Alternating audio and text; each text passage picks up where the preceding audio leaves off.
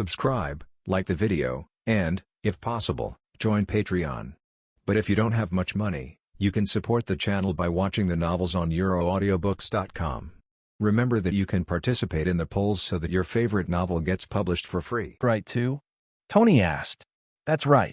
Suku smiled slightly, and still generously admitted. Hearing this, Nick finally reacted and fell silent again. Even Tony beside him didn't know what to say, because Suku admitted it so happily that they didn't know what to say next. Finally, Tony couldn't help but speak. If you don't mind, can I ask how you did it? Tony asked incredulously. Although I already know that there are many humans with super abilities in this world, but to be honest, Tony has never seen anyone who can summon meteorites at will. And even though Suka has admitted, he still can't accept this kind of thing, because this kind of thing is really too unbelievable. Immediately afterwards, even Nick looked over. Obviously, he also wanted to know how on earth Suka did this. Soon, Suka finally spoke. What if I told you that this is actually my natural strength? Suka smiled. Innate strength? Hearing this, Tony and Nick became even more confused. What kind of answer is this? But then, Nick still couldn't help asking. So who are you? Mutant or inhuman? Neither. Suka shook his head. My identity is very special. I really can't tell you, because once I tell you, then I can only kill you. What? When Tony and Nick heard this, they were shocked instantly, because their intuition told them that Suka was not joking. He would really do it. Although I'm still curious about Suka's identity, it is really not a wise choice to die in order to know his identity. What's more, so far, everything Suku has done is actually beneficial to SHIELD. And they came to find Suku today. There is actually one more important thing. Ever since, Nick looked at Suku again. Although we are curious about your identity, if you don't want to say it, then we won't force you. But we need your help with something, Nick said solemnly. Tell me. Suka became a little interested. Here, we created an organization called Avengers and would like to invite you to join this organization. Before Nick could speak, Tony on the side spoke first. Sorry, I refuse. Without the slightest hesitation, Inca directly refused. Just kidding. He looks like a demon. How could he join the Avengers? When Nick and Tony heard this, they smiled wryly again. They did think that Suku would refuse before, but they didn't expect Suku to refuse so simply. Then, just as Nick was about to say something, his phone rang suddenly. I took out my phone and saw it was my dad calling. Excuse me, answer the phone. Tony greeted Suku, and then he answered the phone. Hey Dad, I have something to do now. Can I talk about it after I'm done? What? You said you have integrated the spell with my armor? Good. I'll be back as soon as possible. After hanging up the phone, Tony was excited. At this time, Suka became quite curious because he had learned a piece of news from Tony's phone call just now. That is, Tony seems to be developing the spell armor with his father, and it is successful. Spell armor? It's really interesting. What's the matter with the spell armor you just mentioned? Asking for flowers. Suka asked, seeing that Suku seems to be very interested in the spell armor. Tony then explained excitedly. Ever since I knew the existence of the spell, I have been looking for the rest of the spell, and finally I found a spell. And after negotiation, District 13 is also willing to lend us the 2 charms they found. Then with Papa's help, I integrated the 3 spells with my armor. So there's the spell armor. It turned out to be like this. Suka nodded thoughtfully, but felt that something was wrong. After all, the spell armor and the like were too much of a show. And at this moment, Nick suddenly leaned over. How about it? Do you want to see the spell armor? It is said that the father also added powerful magic to the spell armor, which is very useful for dealing with demons. Although Suku refused to join Avengers, Nick still did not give up. He believes that with his unremitting efforts, Suku will join the Avengers sooner or later. But obviously, he was thinking too much. But having said that, although Suka has no interest in joining the Avengers, he is still very interested in the set of spell armor designed to deal with demons. Ever since, he nodded. In this case, let's go and see. When Nick and Tony heard this, they immediately looked at each other and smiled, because in their opinion, it seemed that Suku was one step closer to joining the Avengers. In this way, the 3 of them left Suku's villa directly, and then went straight to the Stark mansion. On the way, Suka suddenly thought a question, then looked at Tony and asked, "By the way, you said earlier that the spell armor uses 3 spells. Which 3 spells are they?" Nick said with a smile. "I found the cow charm, borrowed the dog charm, and the pig charm from Tiansan district." "So, is..." Suka nodded thoughtfully. Immediately afterwards, it suddenly occurred to him that the Holy Master had obtained the rat charm, the chicken charm, the dragon charm, the sheep charm, the monkey charm, and the horse charm. And the pig charm, the dog charm, and the cow charm are all on Tony's side. That is to say, there are only tiger charms, snake charms, and rabbit charms that have not yet appeared.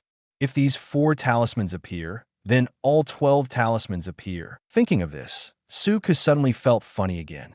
If the Holy Lord knew that his spell was actually used by Tony as a spell armor to deal with him, how would the Holy Lord react? Not long after, they finally came to the Stark building. As a result, when Suka came to the laboratory on the top of the building, Suka saw a familiar figure. It was Xiaoyu. It's just that at the moment, Xiaoyu is sitting on the sofa with a lot of snacks, watching TV leisurely. In a laboratory not far away, Dad was studying something with a mecha. Looking at Xiaoyu sitting on the sofa, Suka couldn't help but think of Shimu, because he suddenly thought that in the original plot of Chunlong's adventures, Shimu had a friendship with Xiaoyu. Although this friendship didn't last long, it still made Suku quite curious, because he didn't know if there would be another story if these 2 guys met again. Woolen cloth? Thinking of this, Suku suddenly became interested. It seemed that he should bring Shimu to meet Xiaoyu sometime. Just thinking about it, they finally came to the laboratory. At the same time, Tony's so-called spell armor finally appeared in front of Suku. The spell armor is actually not much different from Tony's original armor, except that a spell is embedded above the chest reactor. Upon closer inspection, it turned out to be a pig charm. The pig charm represents the power of laser, which can give the holder the ability to release laser from both eyes. And next to the pig charm, there are also 2 charms. Impressively, it is the bull charm and the dog charm. Among them, the bull charm will give the holder great power. The dog charm will give the holder the power of immortality and make the holder forever young with the power of immortality. For a while, Suka didn't know what was going on, but Suku actually thought that this spell armor looked very good. And before getting close to the spell armor, Suku felt that there seemed to be a powerful magic area on the spell armor. Sure enough, what Tony said was right. This spell armor was indeed endowed with powerful magic, and it should be the magic aimed at the devil, because although he didn't get close, Suku already felt an annoying breath from the spell armor. It's really interesting. Just when Suku was thinking, Tony and Nick had already walked in front of the spell armor. Looking at the spell armor in front of him, Tony was instantly excited, because he had tried the power of the spell long before he equipped the spell on the armor. The result made him very happy, because he never expected that such a small charm contained such powerful power. And what will be the effect of integrating the 3 spells together with the armor? Tony couldn't help but want to try 7. Chapter 81 Dad. I found out a long time ago that you are not human. But just when Tony was about to activate the spell armor, someone knocked on his head suddenly. Ouch! Tony was in pain for a moment, so he couldn't help but yelled.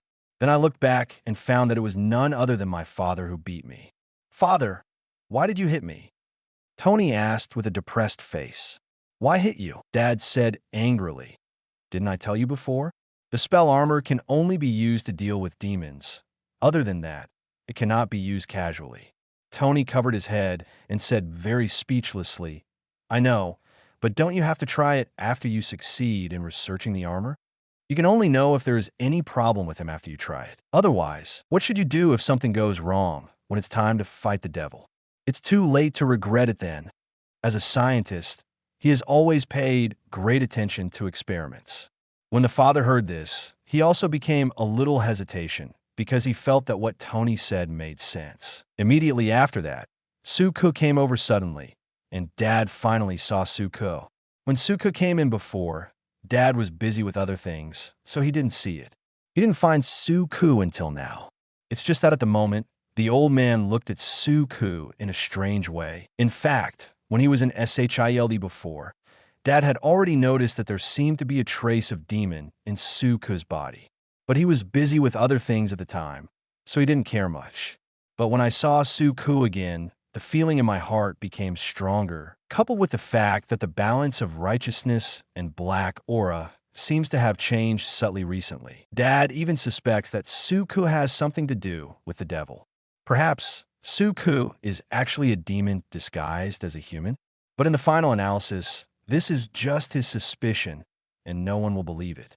Because if 483 Suku is really a demon, then his disguise is absolutely perfect to the extreme, unless there is some way to make him expose himself to everyone. As soon as he thought of this, Dad suddenly realized something, and then looked at the spell armor beside him.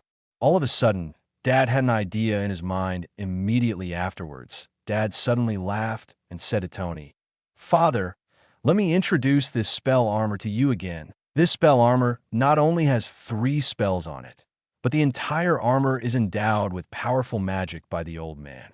If there are demons around the armor will immediately detect the demons. Even if the demons disguise themselves as humans, it will be useless. And in the activated state, the armor will automatically attack nearby demons." So smart. Tony and Nick were a little surprised when they heard this. Obviously, they didn't expect the spell armor to be so powerful. Only Suku at the side was unmoved and even wanted to laugh a little. Because at the moment, Suku has already heard the meaning of the old man's words. Obviously, Dad is doubting his identity. I have to say that the old man is indeed far stronger than he imagined. Even though he has pretended to be perfect, but the old man can still sense the remaining evil aura on his body. But having said that, Suku was not at all worried that his identity would be exposed. After all, he had obtained the immune seal ability long ago. This not only means that he can never be sealed, but also means that he is immune to all righteous magic. So what is there to worry about for Suku? Thinking in this way, Suku walked to the side of the spell armor and then pretended to be very interested to look at it. When seeing this scene, the old man was somewhat confused, because according to his estimation, if a demon appears near the spell armor should react. The results of it? But now the spell armor didn't respond at all. Could it be that I made a mistake? Suku is not a demon? How is it possible? If it is not a demon, why does he have the breath of a demon on him? The old man still did not give up, and then continued. Papa used magic to integrate the power of these 3 spells with the armor. When you wear the spell armor to fight, these 3 spells will become your own power. You can try to feel it now. For example, go silently to those 3 charms. When Tony heard this, he was somewhat puzzled because his father had said these words more than once before. Why would he say them again? Immediately afterwards, Tony suddenly thought that his father was easy to forget things when he was old, so he kept repeating one thing. But how did Tony know that these words of the father were actually said to Suku? And the reason why I say this is actually to lure Suku to touch the charms on the spell armor. This is because the 3 charms were added with strong magic by the old man, which can burn the devil at the moment of contact with the devil. Originally, the purpose of doing this was to prevent the Holy Lord from snatching the charm.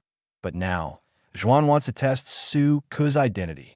As long as Suku touches the spell and gets burned, it is enough to show that Suku is a demon. And Suku also sensed Daddy's intention in an instant. But to be honest, this fell right into his hands, because just now, Suku was still thinking about how to get close to that talisman and gain their power.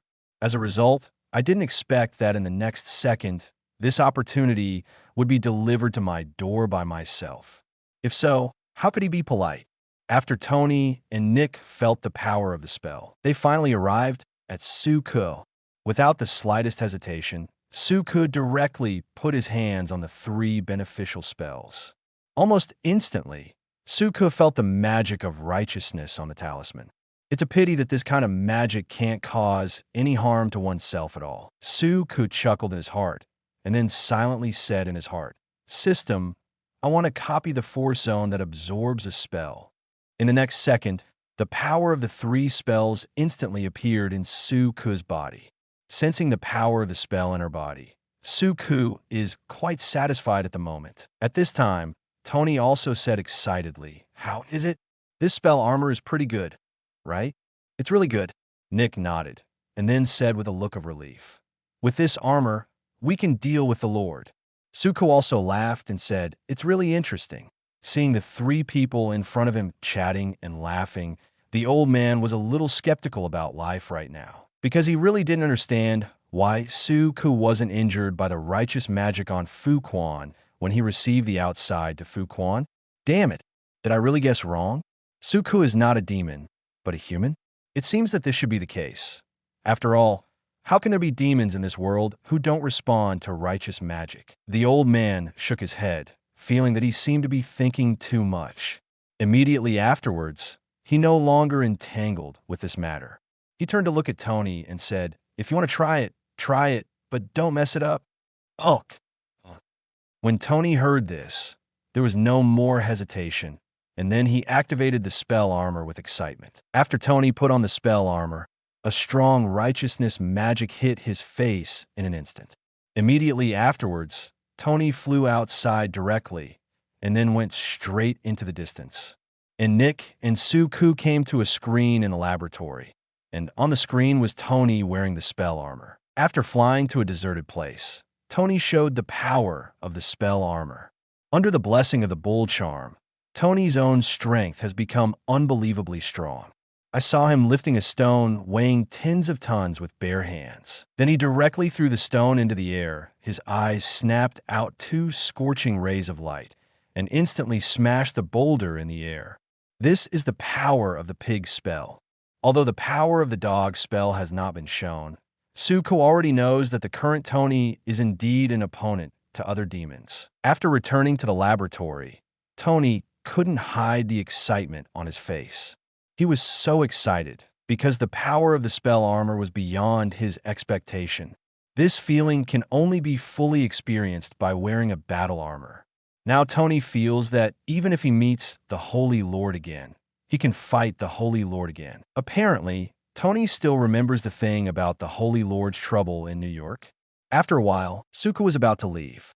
After all, he had obtained the power of 3 charms, so it was meaningless to stay here any longer. Although when he left, Tony and Nick sent him an invitation to join the Avengers again, but Suko still refused. No way. As a demon, Suko really has no interest in Avengers. After all, as a devil, he was born to be the enemy of all heroes. So how could he become a hero? After leaving the Stark building, Suko didn't immediately go to the Holy Hand to return the power of the spell to the Holy Lord, because he doesn't want to see the Lord now. As a result, when Suko returned to the villa, he saw Wanda sitting alone in the hall, while Shimu and Quicksilver didn't know where they were. Suko was a little curious, and then asked, "Wanda, where did Shimu go?" Wanda pointed to the direction upstairs, and then said, "The two of them are playing games upstairs. I don't know what's going on. Max seems to have a good eye for your younger brother. They are all familiar now, like friends, friend." When Suko heard this, he only felt a smile in his heart, because for demons, the word friend is really an eyesore. But since nothing happened, Suko doesn't care anymore. At this moment, Wanda suddenly spoke again. "Suko, your younger brother is not human, is he?" When Suko heard this, he knew that Wanda must have discovered something, so he generously admitted it. Yes, he is indeed not a human being, but a very special existence. "I can't tell you his true identity, because you may not understand," Suko said with a smile, but he never revealed the identity of Westwood Demon. "How about you?" Wanda asked again. Suko smiled. "I'm definitely not human anymore, but does it matter? After all, in a sense, you're not human either." When Wanda heard this, she was taken aback for a moment, and then smiled in relief, because she knew what Suko said was right. These mutants could the moment of Force Awakening. One is no longer human. Even though they want to integrate into human society, human beings have always rejected them. Thinking of this, Wanda suddenly doesn't care about Suko's real identity anymore. Immediately afterwards, she looked at Suko and said, "Thank you. Thank you for everything you have done for us." Before meeting Suko, Wanda and Quicksilver were just 2 mutants hunted by HYDRA, worrying about their future fate all the time. But after meeting Suko, they finally stopped being afraid of anything and began to have their own lives. So to Suko, Wanda is really grateful from the bottom of my heart. Facing Wanda's thanks, Suku just smiled slightly and then jokingly said, "If you really want to thank me, then go to work." When Wanda heard this, she laughed subconsciously, but then she suddenly thought of something. Then he looked at Suku and said, "Speaking of which, I almost forgot something." Then, under Suku's curious eyes, Wanda walked to her room. When she came out, she still had a document in her hand and handed it to Suku. Suku took a look at it and immediately burst out laughing because this document is actually a list of appointments, all of whom are patients who have made appointments for psychotherapy. This made Suku somewhat helpless because, to be honest, Suku was just joking just now. I didn't expect one to be so serious. And recently, he doesn't have much time to deal with this kind of thing. After all, the Battle of New York is about to start, and he has to keep an eye on Ancient One by then. But at this moment, a familiar name suddenly appeared in Suku's sight. Gwen Stacy. Gwen Stacy? Spider-Gwen? Suku suddenly became interested because he never thought that he would receive an appointment for psychological counseling from Gwen. Anyway, there is nothing wrong at the moment. Suku decided to come to serve Gwen in person. Hey, don't get me wrong, it's just an ordinary psychotherapy. And if Suku's guess is correct, the reason why Gwen needs psychological counseling should be because she has just been bitten by a mutant spider and is currently awakening her super ability. This is actually quite normal. Human beings always feel confused when they first acquire an ability, and Gwen is no exception. And now she desperately needs a spiritual mentor. Obviously, isn't he the best mentor? Thinking of this, Suku immediately laughed. 2.5, why are you laughing? Seeing Suku laughing at the psychological appointment list, Wanda was a little puzzled. Suku reacted instantly, and then smiled and said, "It's nothing, I just discovered something very interesting." Immediately afterwards, he took out a pen from his pocket, circled Gwen's name, and handed it to Wanda. "Except for this person, you can deal with the others." Upon hearing this, Wanda glanced at Gwen, who was circled by Suku, and asked curiously, "Is there anything special about this girl named Gwen? Do you have to treat it yourself?" Suku's jaw dropped, and he said, "How should I put it? She is indeed very special. In short, leave this person to me, and you can deal with the rest. It doesn't matter if you don't care." All right, although he didn't know why this girl named Gwen attracted Suku so much, Shinshita still nodded. After all, as an employee, she can't go against the boss's will. "Then shall I call her and ask her to come to the store tomorrow?" Wanda continued to ask. "No, this time I decided to come to the door to serve myself." Suku laughed. "Home service?" When Wanda heard this, she immediately had a look of disbelief because she really didn't understand what is the origin of this girl named Gwen, and Suku could come to treat her. It's outrageous. But Suku just smiled and didn't explain much. Immediately afterwards, Suku went to the second floor to look at Shimu again. It turned out that Shimu and Quicksilver were playing games, and they looked very happy. Although a little speechless, Suku still explained a few words casually, and then left. And his purpose this time is to meet Gwen, or rather, to be Gwen's mentor. Chapter 82. Hello, Gwen. I am your spiritual mentor. Soon, following the address on the reservation form, Suku found the place where Gwen lived. After ringing the doorbell, footsteps sounded soon after. Immediately afterwards, the door was opened. Then a middle-aged woman appeared in front of Suku. "Who are you?" the middle-aged woman asked curiously. "Hi, my name is Suku, and I'm a psychiatrist. Your daughter, Gwen, made an appointment for psychological counseling with me before, and I came to do psychological counseling for her," Suku said with a smile and handed over a business card. When the middle-aged woman heard this, she became a little curious. Obviously, she didn't know about it. But before she could say anything, a burst of footsteps suddenly came from upstairs. Immediately afterwards, a pretty figure appeared at the top of the stairs, and it was Gwen Stacy. "That's Spider-Gwen. Mom, I made an appointment for this doctor. Let him in," Gwen said. The moment Suku saw Gwen, Suku noticed the special change in Gwen. Obviously, the current Gwen has obtained Spider-Man's calendar area. Moreover, Suku also noticed that Gwen was in a trance and confused. Obviously, she really needed psychological counseling. At the same time, when Gwen spoke, Gwen's mother stopped talking and invited Suku in politely. Immediately afterwards, Suku followed Gwen directly to the second floor. Gwen's mother wanted to follow up, but was rejected by Suku. Sorry, psychological counseling generally requires a secret space, so I suggest you not come up. Suku said seriously. Gwen on the side heard this and said helplessly, Mom, can you give me some private space? Seeing this, what can Gwen's mother say? She can only agree. But don't get me wrong, she's just purely worried about Gwen. Just like that, Suka followed Gwen to her bedroom. Suka looked around for a while and found that it was a very cozy bedroom. And the dress is also in line with an adolescent girl, full of youthful history everywhere. Gwen, 21, sat in front of the screen, staring curiously at the man in front of him who was looking around in his room, and then asked, Are you really a psychiatrist? The best psychiatrist in the United States. Hearing this, Suka pulled a stool and sat down in front of Gwen and said, Definitely. But I'm a little curious. How do you know me? Suku's psychological clinic is in Hell's Kitchen, a chaotic place that a girl would not dare to go to. So Suku is very curious how Gwen knows about herself. But then, Gwen's actions instantly left Suku speechless.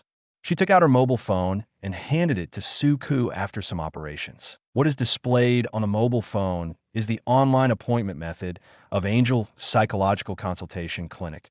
Apparently, Gwen made an appointment via an online. Suku was a little drunk because he didn't remember any reservations he made online. Needless to say, this must have been done by Quicksilver, because a few days ago, Quicksilver approached him and said that he had a way to improve his karma. Suka didn't pay much attention at the time and agreed directly. But unexpectedly, Quicksilver used this method, but think about it carefully. If it weren't for this, I wouldn't be able to meet Gwen. Thinking of this, Suka didn't care anymore. Immediately afterwards, Suku opened his mouth and said, Since you know that I'm the best psychiatrist in the United States, then I don't need to introduce myself. Let's get started. You can tell me if you have any doubts or unhappy things, and I promise to answer any doubts you have. However, when hearing this, Gwen shook her head and said, No, you won't believe me if I tell you, and think I'm a madman. All the psychiatrists I've seen before think so. Suka naturally knew what Gwen was talking about, and he was not surprised. After all, for an ordinary psychiatrist, if you tell him that you have gained great power, they will definitely treat you as a lunatic, but obviously, I am not the same as those psychiatrists. So, Suku smiled and said, Trust me, Gwen, I'm not like those guys. But you don't need to speak, because I can sense something through your expression. To put it simply, you are very frightened and afraid now, because something happened to you that even you cannot explain yourself. This matter bothers you, and even affects your normal life, doesn't it? When Gwen heard this, her eyes lit up instantly, and she suddenly felt that she had found the right person. Just as Suku thought, Gwen was indeed bitten by a spider infected with venomous infection 2 days ago. Afterwards, she inexplicably acquired a powerful ability. But for a girl who is only 17 years old, such an ability is not a gift, but more like a burden, because Gwen found that all her senses have been enhanced, and her strength has reached an incredible level. So she must be careful no matter what she does. She couldn't even use force when opening the door, because if she did, the doorknob will be broken by her. Gwen dared not tell anyone about this, even her own parents. She found that her ability seemed to be very similar to Spider-Man. So she tried to find Spider-Man and learn about her ability. But after searching for several days, she couldn't find Spider-Man. Then, Gwen found that she could never return to a normal life, because this ability strengthens all her senses. When she was in school, she would always receive the sounds of everything around her, which made her unable to study at all. The powerful psychological torture left her at a loss. She thought she might need psychotherapy. Ever since, she wrapped herself up tightly and then began to look for various psychological clinics in New York City. But every time those psychiatrists would treat her like a lunatic. Then after she showed some strength a little bit, those doctors would treat her as a monster again and let her leave in horror. This made Gwen a big blow, and for a while, she only felt that her life was in a state of confusion.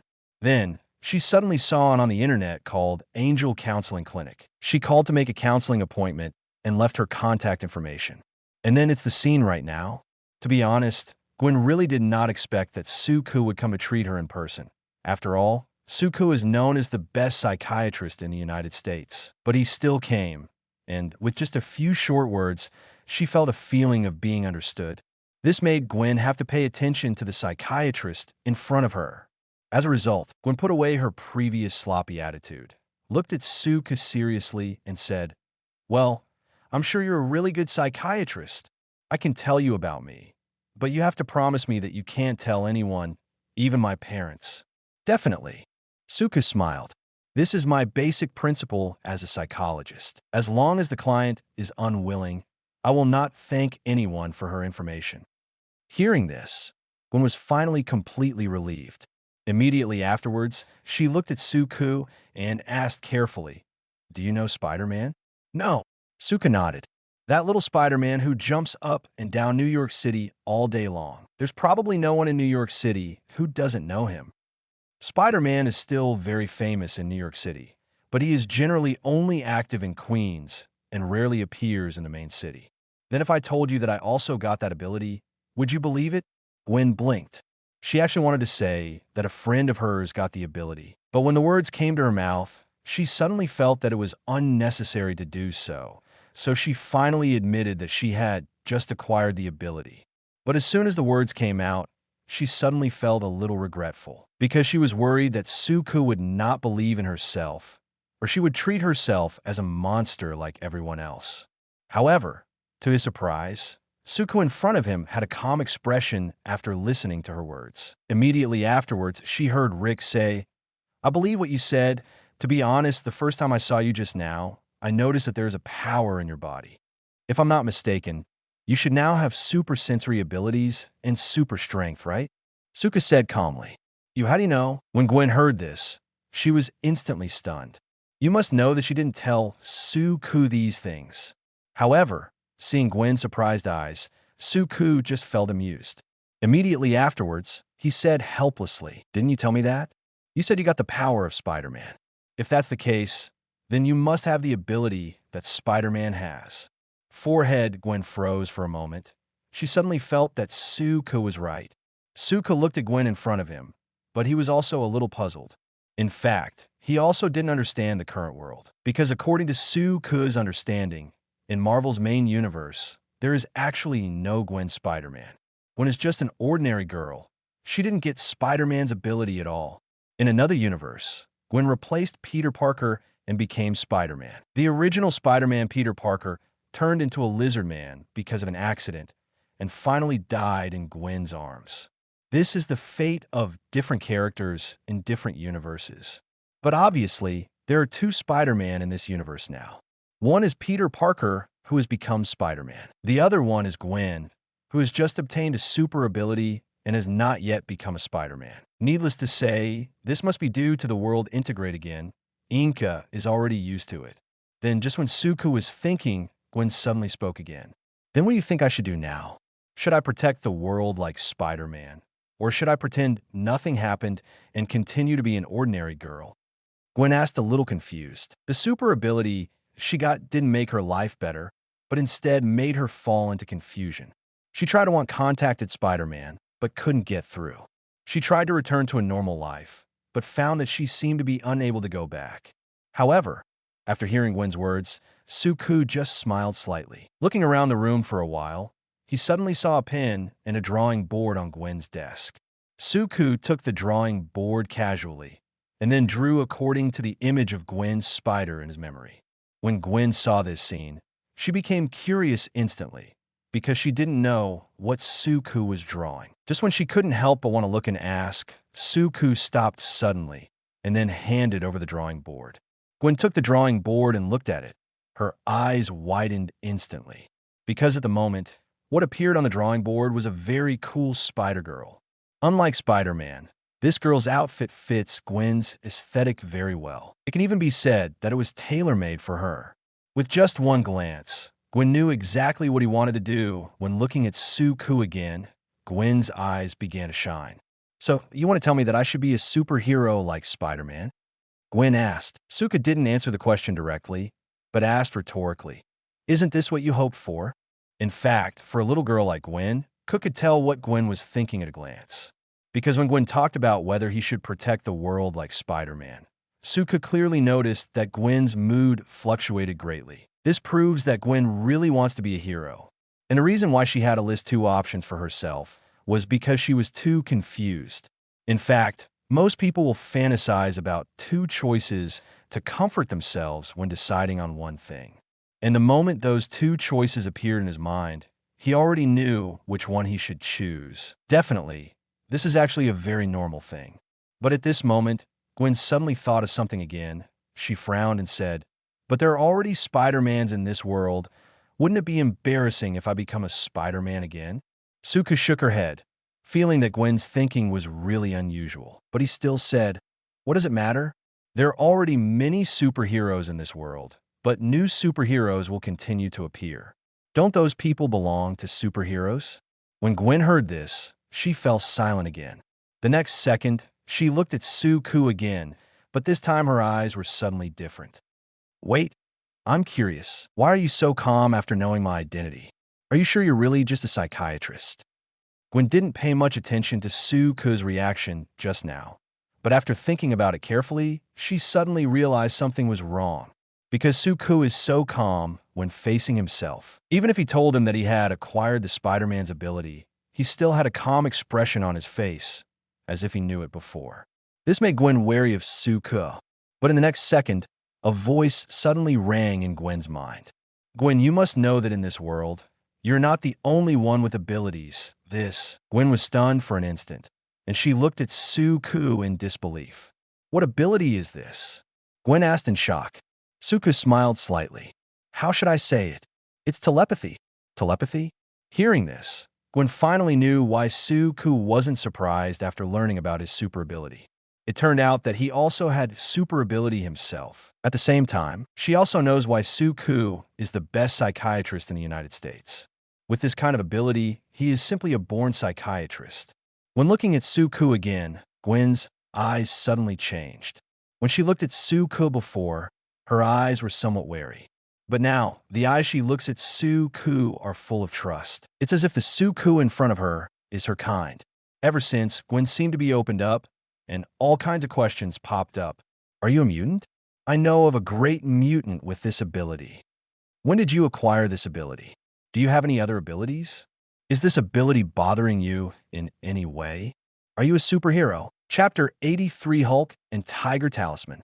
Please subscribe. All kinds of inexplicable questions made Suka quite helpless. But Suka didn't stop her. Instead, she patiently answered all of Gwen's questions. Because he could feel that Gwen's heart had undergone earth-shaking changes. She became the cheerful girl before I knew it. An hour had passed. With the cries of Gwen's mother, this psychotherapy is finally coming to an end. And obviously, the session was a success, as Gwen was completely back to normal and even more cheerful than before. After all, she had never dared to tell anyone her secret before. This secret has been pressed in her heart, making her feel that she is a different kind. But until Suku shows up, her secret is finally shared, and nothing makes her happier. And at this moment, Suka finally stood up and said with a smile, "So that's it for today. If you have a chance in the future, you can come to me again. I'll be looking for you soon." Gwen said happily. But at this moment, Gwen suddenly thought of something and asked, "By the way, your fee should be very expensive. How much?" Suka thought for a while, then stroked his chin and said, "When I came to Batman for treatment, I received a sport car worth more than 10 million yuan and a check for more than 10 million yuan. Then I charged another 10 million for the Captain of the United States when he visited for treatment. So just give me 10 million. 10 million? When Gwen heard this, her jaw almost dropped. Although her father is the chief of the New York Police Department, she certainly doesn't have 10 million in her family. She doesn't even have 1,000 USD on her. This is really the end. How can I afford such a high cost of treatment?"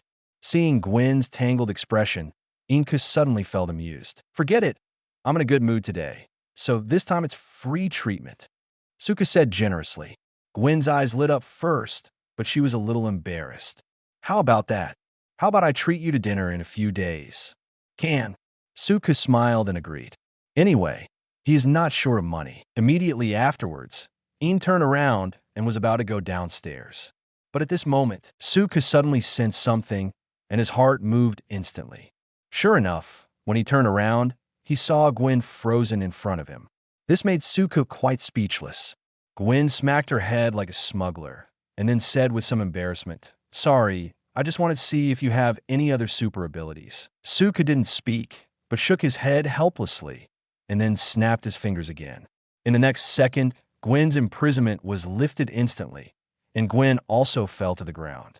But just as Suku imagined, when Gwen landed on the ground, it was extremely easy like a spider. Then when Gwen stood up and looked at Suku again, little stars suddenly appeared in her eyes. Because the current Suku is simply an idol to Gwen. Do you want to think about it and help me train my ability? Gwen moved closer to Sugu and said with a look of admiration, "Because I think I may not find someone who understands me better than you." Suku grinded his chin, thinking that there was still some time before the battle in New York, and he was indeed quite leisurely recently, so he nodded. "Okay, you can come to me on the weekend." After saying this, Suku then handed over a business card with his personal phone number and address on it. Gwen carefully put away the business card and then smiled even more happily, because she felt that with the help of Suku, she would be able to master her own super ability. Immediately afterwards, the two went downstairs together. When Gwen's mother saw that Gwen, who was still a little depressed before, suddenly became lively and cheerful, she was a little surprised in an instant. You know, Gwen hasn't been this happy for days. Immediately afterwards, when she looked at Suku, she was also grateful. "Dr. Su, thank you so much," Mother Gwen said gratefully. Then she thought of something and asked again, "By the way, how much is your consultation fee? I'll give it to you now." "No." Suku shook his head and said, "Gwen gave me the money before." "Yeah?" Mother Gwen was somewhat surprised when she heard that, because she felt that Suku's fees should be very expensive, and it seems that Gwen's pocket money is not enough to pay Suku. Gwen on the side was afraid that Suku would say something worth tens of millions, so he hurriedly said, "Mom, don't worry, I've already paid for it." Immediately afterwards, without waiting for her mother to respond, Gwen hurriedly took Suku out.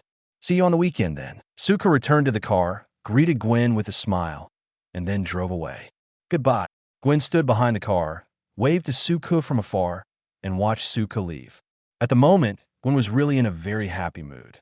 And Suku's mood is also the same.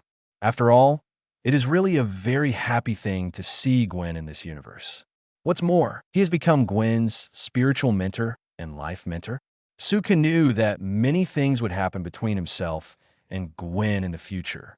But Suku's happiness didn't last long, and when he returned to the villa, it disappeared instantly, because when he just returned to the entrance of the villa, a familiar figure suddenly appeared in his line of sight.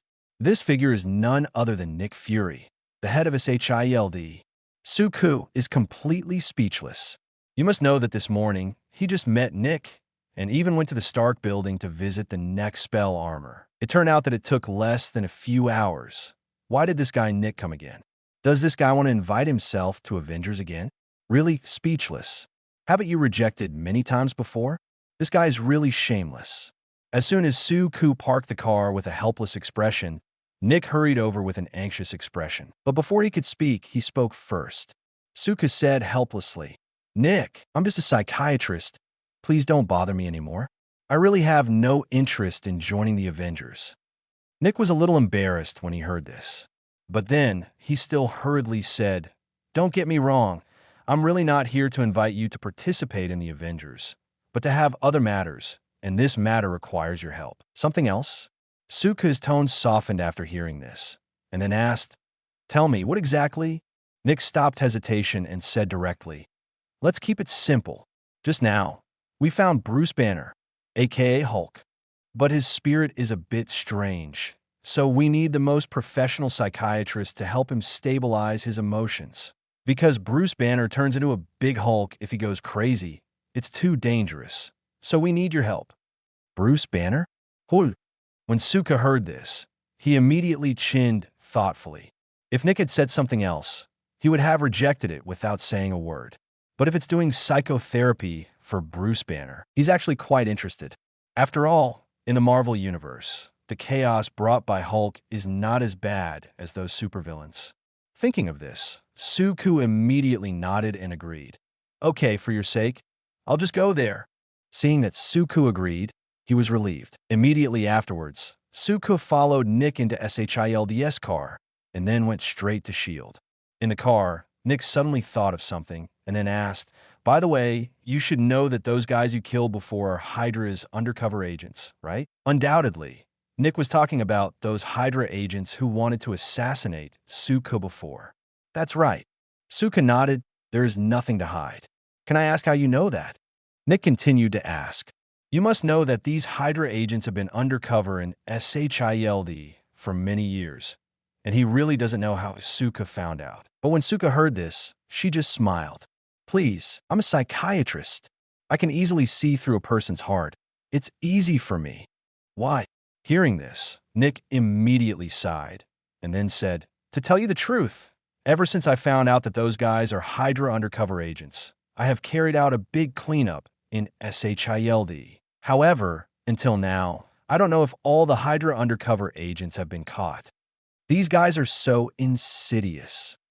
When Suka heard this, he felt amused in his heart because he knew that what Nick caught were some ordinary Hydra undercover agents, and he never caught the real Hydra undercover agents, such as Crossbones and his boss Alexander Pierce. These guys are the core figures of HYDRA, and they're still lurking well, and no one even doubts their identities. But even so, Suka didn't say anything because, in his opinion, these guys are good helpers to create chaos. How could he possibly let Nick catch these guys? These guys must be allowed to continue to create chaos for themselves. So for the rest, Suka didn't speak the whole time. Seeing this, Nick was naturally embarrassed to ask something. After a while, they finally came to S.H.I.E.L.D. However, unlike last time, the security measures of SHIELD are obviously much stricter this time. The guards at the gate have also been replaced by Nick's most trusted people. Suka took a quick scan and found that these people were indeed real SHIELD agents, not a single Hydra undercover agent. It seems that Nick was really scared by the Hydra undercover. Soon, Suka followed Nick to a room, and there was already a man waiting for them in the room. This man is none other than Bruce Banner. That is the Green Titan Hulk. Hello, Dr. Banner. This is Suku, the psychiatrist we invited for you. He is the best doctor in the United States. He can definitely help you. Nick hurriedly introduced, but he did not dare to get close to Bruce Banner. Clearly, he's worried that Banner will suddenly morph into the Hulk. However, Banner shook his head helplessly when he heard this and said, "Didn't I say that I don't have any problems mentally? I'm really fine now." Nick heard this, but acted as if he hadn't heard anything. No matter what Banner said, he wouldn't believe it, because he knew that if this guy got angry, he would turn into a Hulk and destroy everything. He had seen Hulk's power before, so he really didn't want to see it again. Suka didn't speak, but frowned and looked at Banner. Because my intuition tells Suku that the current Banner seems really normal. He is really just a simple human being. But how is this possible? As we all know, Banner is Hulk. They cannot be separated. But in the next second, Suka suddenly thought of something and then said to Nick beside him, "Give me a gun." What? Nick was stunned when he heard this, because he doesn't know what psychotherapy needs guns for. But Suku was too lazy to talk nonsense with him, so he took his gun from Nick and pointed it at Banner. FK. Nick panicked instantly when he saw this scene, because he knows the consequences of Suku's shooting. This shot doesn't kill Banner. Instead, it turns Banner into a Hulk and destroys everything. Thinking of this, Nick hurriedly shouted, "Don't shoot. You'll kill everyone." But Suku was unmoved, just stared at Banner and said, "Dr. Banner, if you don't transform now, then you will be killed by me. What do you decide to do?" When Banner heard this, he was taken aback immediately and immediately said, "Don't shoot. Hulk is gone. I'm really just a normal person." What? Hearing this, Nick immediately showed an incredible expression. Only Suka looked calm, and then casually threw the gun to Nick. Immediately afterwards, he came to Banner's side. "Dr. Banner, If I'm not mistaken, you should have obtained a spell with a tiger pattern on it before. Suka asked slowly. How do you know? When Banner heard this, he immediately looked at Suku in astonishment. He didn't understand how Suka knew about it. It turned out that just a few days ago, he got a strange one by accident. A charm with a tiger motif. He didn't take it seriously at first. He just thought it was an ordinary gadget. Unexpectedly, when he had nothing to do in the morning to study the spell, a powerful force suddenly erupted from the spell. It was this kind of power that unexpectedly brought out the Hulk he mentioned. And Hulk's mood was very unstable at that time. He had never seen Hulk's extreme rhythm and power like that. But Hulk didn't hurt him and left directly after a roar. This huge amounts of noise naturally also attracted the attention of SHIELD, and then he was discovered by SHIELD and brought here. At this time, Suku also sighed in his heart because he knew that he guessed it right. The reason why Banner became like this is really because he got the Tiger Talisman. Among the 12 charms, the ability of the Tiger Charm is to adjust the balance. At first glance, the presence of Tiger Talisman seems to be the lowest because he does not have any attack power. But to the Holy Lord, the importance of the Tiger Talisman is self-evident, because the Tiger Talisman can help the Holy Lord adjust the power of all 12 spells, so that the Holy Lord can perfectly master the two. Moreover, the Tiger Talisman has a very special ability that is splitting. In the original plot of Chun Long's adventures, Chun Long accidentally split himself into two people because he didn't know the effect of the Tiger Charm. One of them is fierce and cunning, while the other is gentle and kind. Obviously, that's the way things are right now. The Tiger Talisman splits Banner into two people, a kind Banner and an angry Hulk Spoon. What the hell is going on? Why is it related to the spell again? What are you talking about? At this moment, Nick on the side suddenly asked. He had absolutely no idea what the hell was going on. Seeing this, Suku could only explain. To put it simply, Banner doesn't have any psychological problems. He just accidentally used the Tiger Charm among the 12 spells. The Tiger Talisman split him into two people.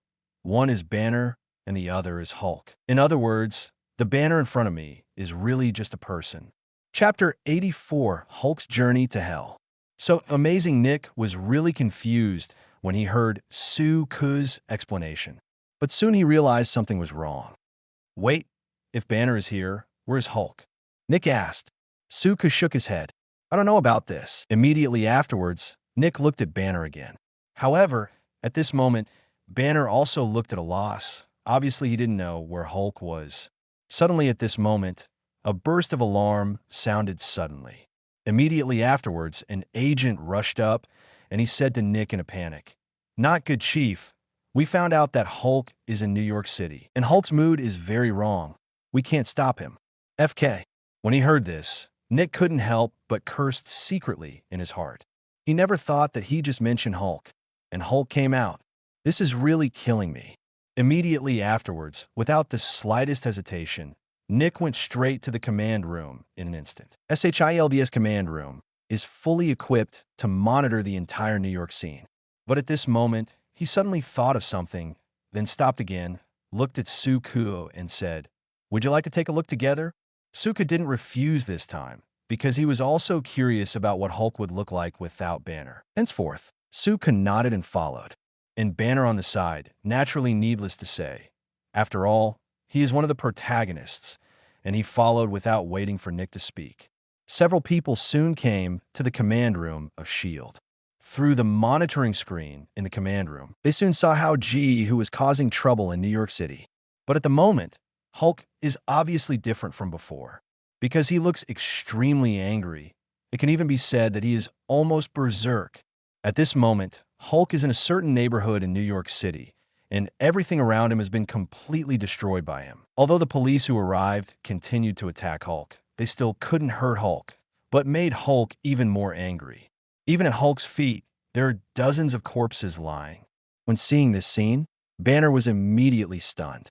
He said with disbelief, "How could this be?" Although Hulk was angry before, he basically wouldn't kill innocent people indiscriminately. Nick also sighed when he heard this, because before he also wanted to recruit Hulk to Avengers. After all, Hulk's strength is obvious to all.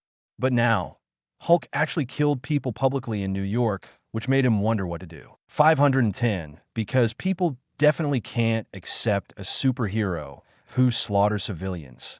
Suka looked calm at the moment, then looked at Banner and said, "Actually, this is a very normal thing. When you were with Hulk before, even if Hulk got angry, you would still suppress some of Hulk's excessive behavior. So Hulk can't be unrestrained. But now, Hulk is out of you. So what he's doing now is purely instinctive." The words were so simple that everyone present immediately understood. Banner stared at Hulk on the screen and said with a complicated expression, "So, Hulk is now a beast that has no consciousness and only knows destruction and killing. It's almost like this." Suka nodded and said. Then he looked at Hulk on the screen. To be honest, looking at Hulk's current appearance, Suka thinks that he is actually more like a barbaric Hulk. Savage Hulk is one of the strongest forms of Hulk because he has a special ability, which is infinite rage. As we all know, Hulk has always had a setting that is the more he sprays, the more powerful he becomes. The barbaric Hulk is the strongest representative of this item. In a way, just give Savage Hulk long enough to go. Let him accumulate enough rage, then there is almost no upper limit to the combat power of the barbaric Hulk. It may even evolve into the next level 1 Hulk. This form of Hulk is said to be the strongest form of Hulk. Its strength is comparable to that of the Planet Devourer. Definitely, in the Marvel Universe, the Planet Devourer has always been a unit of measurement. So, it is difficult to determine the true strength of Hulk. But this is enough to show how powerful he is. Just when Suka was thinking about it, Nick's face felt sore. Because to be honest, he didn't know how to deal with this matter at all. After all, with the power he currently controls, there is no one who can deal with Hulk. After a brief hesitation, Nick decided to let Tony deal with Hulk first, so he dialed Tony directly. But just as he was halfway through his sentence, Tony interrupted him suddenly. "I know what you're going to say. I'm here." With the sound of Tony's voice, everyone found Tony's figure on the screen. At the moment, Tony is wearing the spell armor and has come near the Hulk. When seeing this scene, Nick finally breathed a sigh of relief. Because in his opinion, Tony wearing the spell armor, CBBH, should be able to defeat Hulk. After all, he has seen the power of the spell armor before. Just like that, Tony started fighting the Hulk. Before getting close to Hulk, Tony's eyes burst out with 2 hot lights, and then snaked toward Hulk's head. Hulk reacted extremely quickly, and quickly blocked the heat sight attack with his arm. Although the heat vision left 2 horrific wounds on Hulk's arm, the 2 wounds healed almost in the next second, and this behavior completely angered Hulk. "Roar!" With a roar, Hulk jumped up and rushed towards Tony, who was in the air. But Tony was not afraid at all, and when Hulk rushed over, he punched Hulk flying. Under the blessing of the Bull Charm, Tony's power has become extremely strong now, and he feels that he can fight Hulk 50-50. But obviously, things are not that simple at all. After Hulk was knocked into the air, he just rolled over and stood still for an instant, then leaped suddenly and rushed towards Tony again. Tony was a little surprised. He didn't expect Hulk's reaction to be so fast. When he wanted to make a move again, it was already too late. In the next second, Hulk hugged him tightly, and then the 2 slammed into a building not far away. Boom! With a loud bang, the building collapsed in an instant. FK. When Nick saw this scene, he was a little stunned for a moment, because he knew that hundreds of people would die in just this one moment, but he can't do anything. At the same time, among the ruins, Wong and I suddenly rushed out. Immediately afterwards, Hulk also rushed out. Then they fight again. Faced with such a powerful attack from Hulk, Tony's previous armor is absolutely unable to hold up. But with the blessing of the dog charm, the current spell armor can recover no matter what damage it receives. So Tuadian was able to fight Hulk for a while. But only Suka knew that if he continued to fight, Tony would definitely lose. Because in this case, Hulk's anger value will become higher and higher, and his strength will also become stronger and stronger. And Tony couldn't last much longer. Sure enough, after only a few minutes, Tony suddenly noticed something was wrong. That's why the Hulk's power seems to be growing stronger. Even with the blessing of the spell armor, he is almost unable to hold on. After hitting Hulk with full force again, Tony quickly contacted Nick. "Nick, I think there is something wrong with Hulk. His strength is getting stronger and stronger if this continues. I may not be able to hold on anymore. Nick frowned. In fact, he could see it, but there was nothing he could do about it. After a while of hesitation, Nick could only look at the Banner who caused all this. Dr. Banner, is there anything you can do to bring the Hulk back to normal? When Banner heard this, he shook his head in confusion because he has never seen Hulk like this, and it is also the first time he is completely separated from Hulk. Suku on the side looked amused and then said, "Actually, it's very simple to solve this matter. Just ask Banner to bring the Tiger Talisman to meet Hulk. Definitely Hulk must also carry that Tiger Talisman. When they are together, the Tiger Talisman will become two, and Banner and Hulk will merge into one. Isn't this problem solved by then?" What Suku said is right. In the original plot of the adventures of Chunlong, the good and evil Chunlong returned to normal in this way. However, when he heard this, if you want Banner and Hulk to integrate, you must do so when the Tiger Talisman is complete. But now that half of Hulk's Tiger Charm is gone, this plan can't be carried out.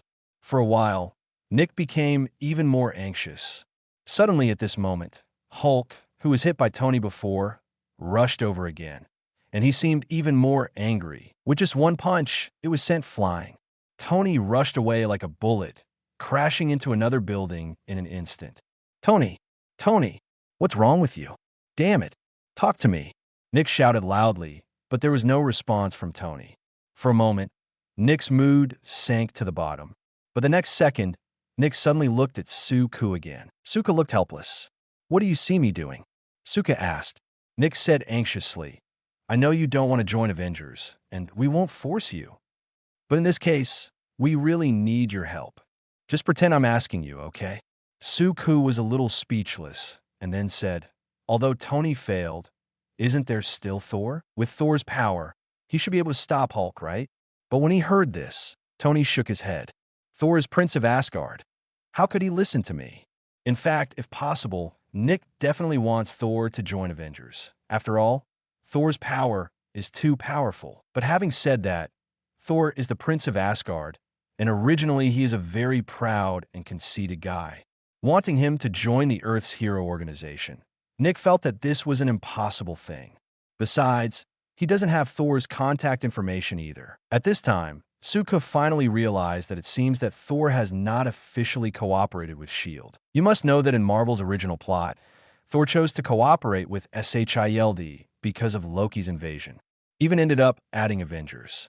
But Loki hasn't appeared yet, so it's naturally impossible for Thor to cooperate with S.H.I.E.L.D. Even so, seeing Nick's expectant face, Suku's heart was still calm. To be honest, he actually enjoyed watching Hulk wreak havoc in New York, because this will only bring chaos. For example, now, he already feels the breath of chaos is spreading. But at this moment, without knowing what happened, looking at Hulk on the screen, Suku suddenly thought of the demons in hell. After so many years in hell, they should be bored, right? Wouldn't it make them a little bit happier if they sent Hulk to hell? Thinking of this, Suku suddenly laughed. Immediately afterwards, Kajwa and Nick said, "Since you say so, then I will get rid of Hulk for you. But there are some things I want to make clear first. I may actually kill Hulk, so you better be mentally prepared." Kill the Hulk? When they heard this, Nick and Banner were speechless for a moment, because honestly, they don't believe anyone in this world is going to kill the Hulk. Immediately afterwards, seeing Hulk getting more and more angry, Nick didn't care why Suku said that. He looked directly at Suku and said, "As long as it can stop Hulk, you can do whatever you want." Banner on the side also nodded. Seeing this, Suku didn't bother to talk nonsense anymore. The next second, a portal suddenly appeared beside him, and the other end of the portal was where Hulk was. The moment they saw the portal, Nick and Banner were taken aback, because they have no idea what the hell is going on. But Suka didn't bother to explain and walked directly into the portal. And the moment Suka left, the picture on Nick's side suddenly disappeared. There is no doubt that Suka did it. After all, Suka doesn't want what she did later to be seen by others. Suka stood in the sky above New York City, watching Hulk, who was raging from a distance, and his heart was moved instantly. Immediately afterwards, a portal appeared beside him again. But this time, The other end of the portal is a hell where demons are sealed. The next second, Suku stretched out his hand and immediately imprisoned Hulk. This sudden situation instantly made Hulk furious. He struggled hard, trying to get out of this control, but he couldn't do anything. He could only be dragged into the portal by this inexplicable force. After Hulk entered the portal, ink also followed. In the next second, the portal disappeared instantly, as if it had never existed. At the same time, the screen of his HILD also returned to normal, but when they saw the picture again, Nick and Banner were stunned for an instant. Because at the moment, where's the figure of Hulk in the picture? Even Suku is gone. Immediately afterwards, Tony suddenly appeared on the screen. What happened? Tony asked while looking at the surrounding environment. Nick, where the hell is Hulk? However, Nick could only reply with a dazed face. I don't know either. Just now Suku said that he was going to deal with Hulk, and then he opened a portal and left. Then the picture on our side disappeared, and when the picture recovered, Hulk and Suku were gone. What? Hearing this, Tony was stunned for a moment. What the hell is a portal? At the same time, in the empty hell, roar, accompanied by a burst of angry roars, the demons who were dozing off board suddenly felt that there seemed to be something new in hell. In the next second, all the demons saw a green monster suddenly appear in hell. Finally, Hulk's journey to hell begins. Chapter 85 DQA. This guy's mine. Please subscribe. The moment he appeared in hell, Hulk fell into a rage again, constantly attacking everything around him. For a time, the whole hell shook. And Suku is floating in the air at the moment, smiling and looking at Hulk on the ground. Kurslan, what's going on? Is this the food you brought me? Bo Gang rushed over first, and then stared at Hulk not far away while drooling. Obviously, Bo Gang is using Hulk as food. Suku smiled slightly. It's not so much food, it's more like a toy, but definitely, I don't mind if you want to eat it after you played enough. Having said that, Suku looked at Bo Gang suddenly with a playful look, because he suddenly thought of a very interesting thing. That is, if Bagong eats the Hulk, will Bagong digest the Hulk? Or will the Hulk burst through Bagong, crawling out of his stomach? You must know that among all the demons, Bo Gang is definitely the one with the highest defense. She is immune to all physical and magical attacks, and the only thing that can deal with her is sealing magic. Needless to say, Hulk's combat power and defense power are also out of the box. Thinking of this, Suku suddenly looked forward to Bo Gang eating Hulk. Roar! Suddenly at this moment, the roar of the sun spread. In the next second, the ground began to crack, and then a monster with horns emerged from the soil. If not Dikue, who else? Hulk's sound alarmed Dikue, so he hurried over. Definitely, he heard what Suku said just now. This made Dikue very excited. After all, hell is too boring. Could there be something fun? Bo Gang, if you want to eat, wait until I have had enough fun. Before that, don't make a move. Otherwise, I will never end with you. After Dikue finished speaking, he rushed towards Hulk. At this moment, other demons rushed over one after another, and everyone looked at Hulk not far away with great interest. They can clearly feel the power of Hulk and know it will be a fun toy. At the same time, because there is no control and restraint from Banner, even if Hulk is sent to hell, Hulk doesn't care at all. He just wants to destroy everything. I just want to vent the endless anger in my heart wantonly. But everything around him is dead, and dead things cannot bear the anger in his heart. For a while, Hulk became even angrier, but soon he found an opponent about 3 times his height and size. This opponent is none other than the Earth Demon who is rushing towards him. Dikue, roar. After a roar, Hulk immediately rushed over. Boom! With a loud noise, the two monsters collided instantly. But it was Hulk who flew out. In the face of the powerful force of the ground chief, Hulk seemed powerless to parry at all, and was knocked out like a shell, smashing a large piece of pumice. This made Dikue very upset, because he felt that Hulk was too weak. Immediately afterwards, Dikue looked at Suku from a distance and asked, Julan, are the monsters in the human world really that weak? When Suku heard this, he laughed and said, Dikue, be careful, this guy is much stronger than you think. When Dikue heard this, he looked at Suku speechlessly and said unconvinced, "Julan, do you underestimate me too much? How could I lose to?" Before DQA could finish his sentence, a green figure rushed over and knocked him flying. This force was unexpectedly powerful, and it actually knocked DQA thousands of meters away. But it's not over yet. Immediately afterwards, Hulk pursued the victory and came to DQA's side with a single jump. Before DQA could react, huge amounts of fizz fell on DQA. However, when seeing this scene, the other demons did not have the slightest worry, because in their opinion, no matter how powerful this green monster is, he can't possibly be the opponent of DQA. Only the thunder and lightning demon, Zhongsu, seems to have some itchy hands, and a wave of thunder and lightning erupted all over his body. He looked at Suku and said, "Julan, it seems that you really brought us something interesting." Suku just smiled, didn't speak, and then continued to watch the battle between DQA and Hulk. Although Hulk caught him off guard, DQA quickly reacted. And to be honest, although Hulk's attack looks fierce, it didn't do Sifu's damage at all. In the next second, DQA suddenly stretched out huge amounts of palm and directly grabbed Hulk's head. As the strength in his hand increased, Hulk let out a scream in an instant. The ground leader stood up grabbing Hulk's head, and then the wolf smashed Hulk's head into the field under his feet. Boom! There was a loud noise, and a huge amount of pothole was instantly smashed out of the ground. "Damn monster! How could I lose to you?" DQA roared angrily. Immediately afterwards, he raised his foot and stepped on Hulk suddenly. Boom! There was a burst of cracking, and the ground instantly cracked, and Hulk's body was instantly trampled hundreds of meters underground by the ground chief. Immediately afterwards, DQA sneaked directly into the ground, and then launched an unscrupulous attack on Hulk. As a demon of the earth, the underground is completely the main battlefield of the Earth Chief. Hulk was beaten without the slightest temper in an instant. As a result, all the demons, including Suku, saw the ground of hell begin to crumble.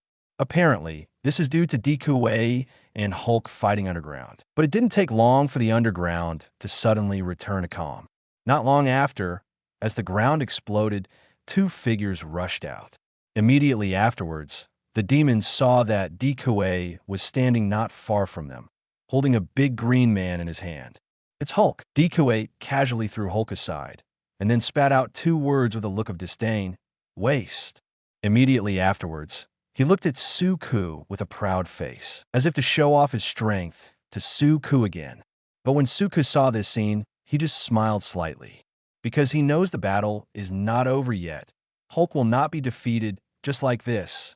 But at this moment, Bo Gang on the side couldn't bear it anymore. She looked at Suku and said, "Julan, DQA has already defeated this guy. Can you let me eat him now?" As soon as Bo just said that, his saliva flowed out again in an instant. No way, this guy's been starving in hell, and she eats almost everything except other demons don't eat. It is rare to meet a living thing, so she is naturally very eager to eat him. At the same time, Zhongsu, who was eager to try just now, shook his head in disappointment. Obviously, he felt that Hulk's fighting power was too poor, and he was defeated by DQA so easily. Xiao Feng and Bazaar didn't express any opinions because they never liked to fight, they just liked to watch the excitement. While the demons thought the battle was over, Suka didn't think so, because at the moment, he felt that Hulk seemed to be even more angry. And this means that his power will be even stronger. Roar! Sure enough, just when the demons felt bored, another roar suddenly came from not far away. It was this burst of roar that instantly cheered up the demons. DQA also looked curious, because he had beaten Hulk unconscious just now, but he didn't expect Hulk to recover so quickly. The moment DQA turned around, a green figure slammed into him again. Who else is it not Hulk? DQA was knocked out again, but this time he rolled for tens of thousands of meters before stopping. Damn it, DQA was furious. It's an insult to him that he was attacked twice by the Hulk in the same way. But when he saw Hulk's appearance clearly, DQA's eyes became excited several times in an instant. Because at the moment, Hulk is already different from before. I saw that his whole body was glowing with green light. His body was even doubled than before, and an indescribable force began to spread in hell. The demons don't know what's going on. They just know that the battle doesn't seem to be over, yet only Suka knows that this is because of the gamma rays in Hulk's body. As Hulk gets more and more angry, the energy of the gamma rays on his body is getting stronger and stronger, and likewise, his power is getting stronger and stronger. Roar! With a roar of huge amounts of anger, Hulk rushed towards DQA again. Roar! Not to be outdone, DQA rushed over with a roar. Boom! There was another violent crash, and Hulk and DQA collided again. What followed was a strong shockwave. In an instant, sand and rocks flew in hell, and countless stones were blasted into the air by the powerful shockwave. But the demons who are watching the battle are calm, because this kind of scene is just a trivial matter to them. With the increase of Hulk's strength, Hulk did not fly upside down this time, but began to fight with DQA on the ground. One is known as Marvel's strongest Avenger, and the other is an Earth demon with the power of the Earth. The hand-to-hand combat between these two guys is quite admirable. Basically, it's punch to flesh, full of hormonal flavors. A long time ago, demons often broke out in hell to fight, but fighting was meaningless. Since demons are immortal, they simply cannot kill each other. So no more demons to fight after. Until now, they seem to have finally experienced the fun of fighting. At this moment, the battle situation suddenly changed. I saw that Hulk suddenly took the opportunity to grab the horns on DQA's head, asking for flowers. Immediately afterwards, without the slightest hesitation, Hulk grabbed the bull's horns and started fighting on the ground. In an instant, the surrounding land collapsed again, but it was obvious that this way he couldn't defeat DQA at all. Damn it! With a roar, DQA scrambled to free the restraints, and then punched Hulk. This punch was so powerful that it sent Hulk flying thousands of meters away in an instant, until he hit a piece of Ishani, so huge amounts of stone just stopped. When seeing this scene, the demons who were watching the battle almost died of laughter, because they remember it clearly. DQA seemed to have treated Hulk in the same way just now, but he didn't expect to be treated in the same way now. Immediately afterwards, Xiao Feng taunted, DQA, if you can't do it, you can replace us. Zhongsu can't wait. Although Xiao Feng doesn't like to fight, this guy especially likes fighting. He is simply the scum of demons. Following his opening, Zhongsu really stood up. I saw him surrounded by power of the thunder and lightning, and said with a grinning smile, DQA, if you can't do it, let me do it. Go away, don't bother me. DQA felt that he had been insulted, and then roared angrily. When he looked at Hulk again, DQA suddenly had a murderous look in his eyes. He has had enough. Then comes the real battle. In the next second, he directly put huge amounts of tea into the ground, and for a while, the energy of the earth began to be continuously used in his body. This is the unique power of DQA. As the devil of the earth, DQA can connect with the earth, and then obtain power constantly from the heaven and the earth. Although this is hell, the land here should still be available to the local forces, just not as much as the outside world. Ever since, DQA's body also began to swell at a speed visible to the naked eye. At this moment, Hulk suddenly rushed over again, and as Hulk gets angrier, his strength increases a lot, but at this moment, DQA looked very calm in the face of the Hulk who rushed over again. He didn't even move at all, just stood there like a statue. But all the demons, including Suka, know one thing, that DQA is going to be serious. Roar! There was another burst of angry roars, and the Hulk came at top speed. His body was filled with endless power of anger, as if he wanted to completely kill the demon in front of him. Boom! In the next second, Hulk directly bumped into DQA, and a strong shockwave erupted in an instant. Under the power of shockwave, the ground around them instantly shattered, the whole hell roared, and the scene was extremely hot. But after the shockwave dissipated, Ian saw that DQA had grabbed Hulk's neck with only one hand and carried Hulk in the air, completely controlled Hulk. No matter how hard Hulk tried, he couldn't break free from DQA's control. Immediately afterwards, without the slightest hesitation, Dekue directly lifted Hulk up. Then he tore it with all his strength, as if he wanted to tear Hulk in half as an Earth demon. Dekue is far more powerful than Hulk. What's more, he has absorbed a lot of power from the Earth before. So at this moment, Dekue's power has become unbelievably strong. No matter how strong Hulk's body is, he still can't resist Dekue's power. In an instant, Hulk's screams echoed throughout hell, because he felt that his body was being torn apart by Dekue. At this moment, he no longer has anger, only endless pain. Hulk tried his best to struggle, but it didn't work. Roar! Immediately afterwards, another roar sounded. Dekue suddenly increased his strength. Creak! Accompanied by a special sound, Hulk's body was actually torn into two halves by him. In an instant, the mixture of internal growth and blood was directly sprinkled on the ground, and the whole scene was extremely bloody. But Dekue didn't care, and then threw Hulk, who had become two halves, aside like throwing garbage. And even so, Hulk is still alive. The belief in survival forced him to crawl towards the other half of his body. Demons face such a scene with little wavering. Suku also had a calm expression on his face. Suku was not surprised at all by Dekue's victory, because he knows that although Hulk has the characteristic that the more angry he is, the stronger he is, but he also knows that if Hulk is directly beaten to autism in a short period of time, then Hao Shu will not be able to get angry. Like when Thanos first fought the Hulk. Thanos came down with a combination of punches, which directly stunned Hulk. Even after a period of time, Hulk didn't dare to come out again. And the behavior of Dekue just now is the same. Chapter 86 Bo Gang. Hulk tastes good, and it's a bit crunchy. Before Hulk got angry, Daiku directly tore Hulk's body with a strength far exceeding Hulk's. In this way, Hulk is only left with pain, and he can no longer be angry at all. In the same way, he can't get more powerful power. I have to say that Suku is really disappointed with this battle. After all, his original intention was to make Hulk stronger, and it would be best to reach the level of Lunar, and then let all the demons have a good time.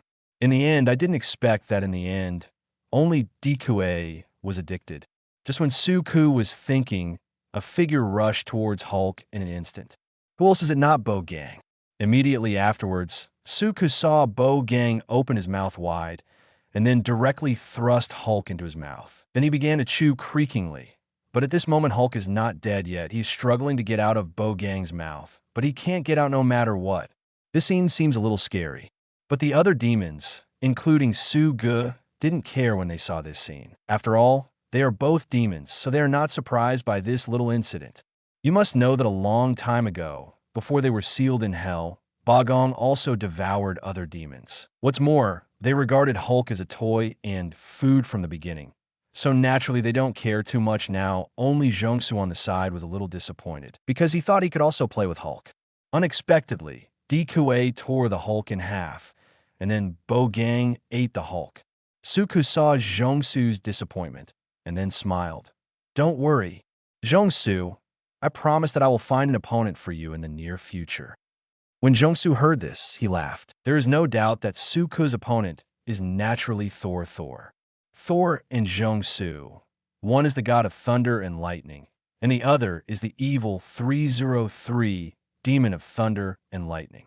Suku really wants to see who is better between the two of them?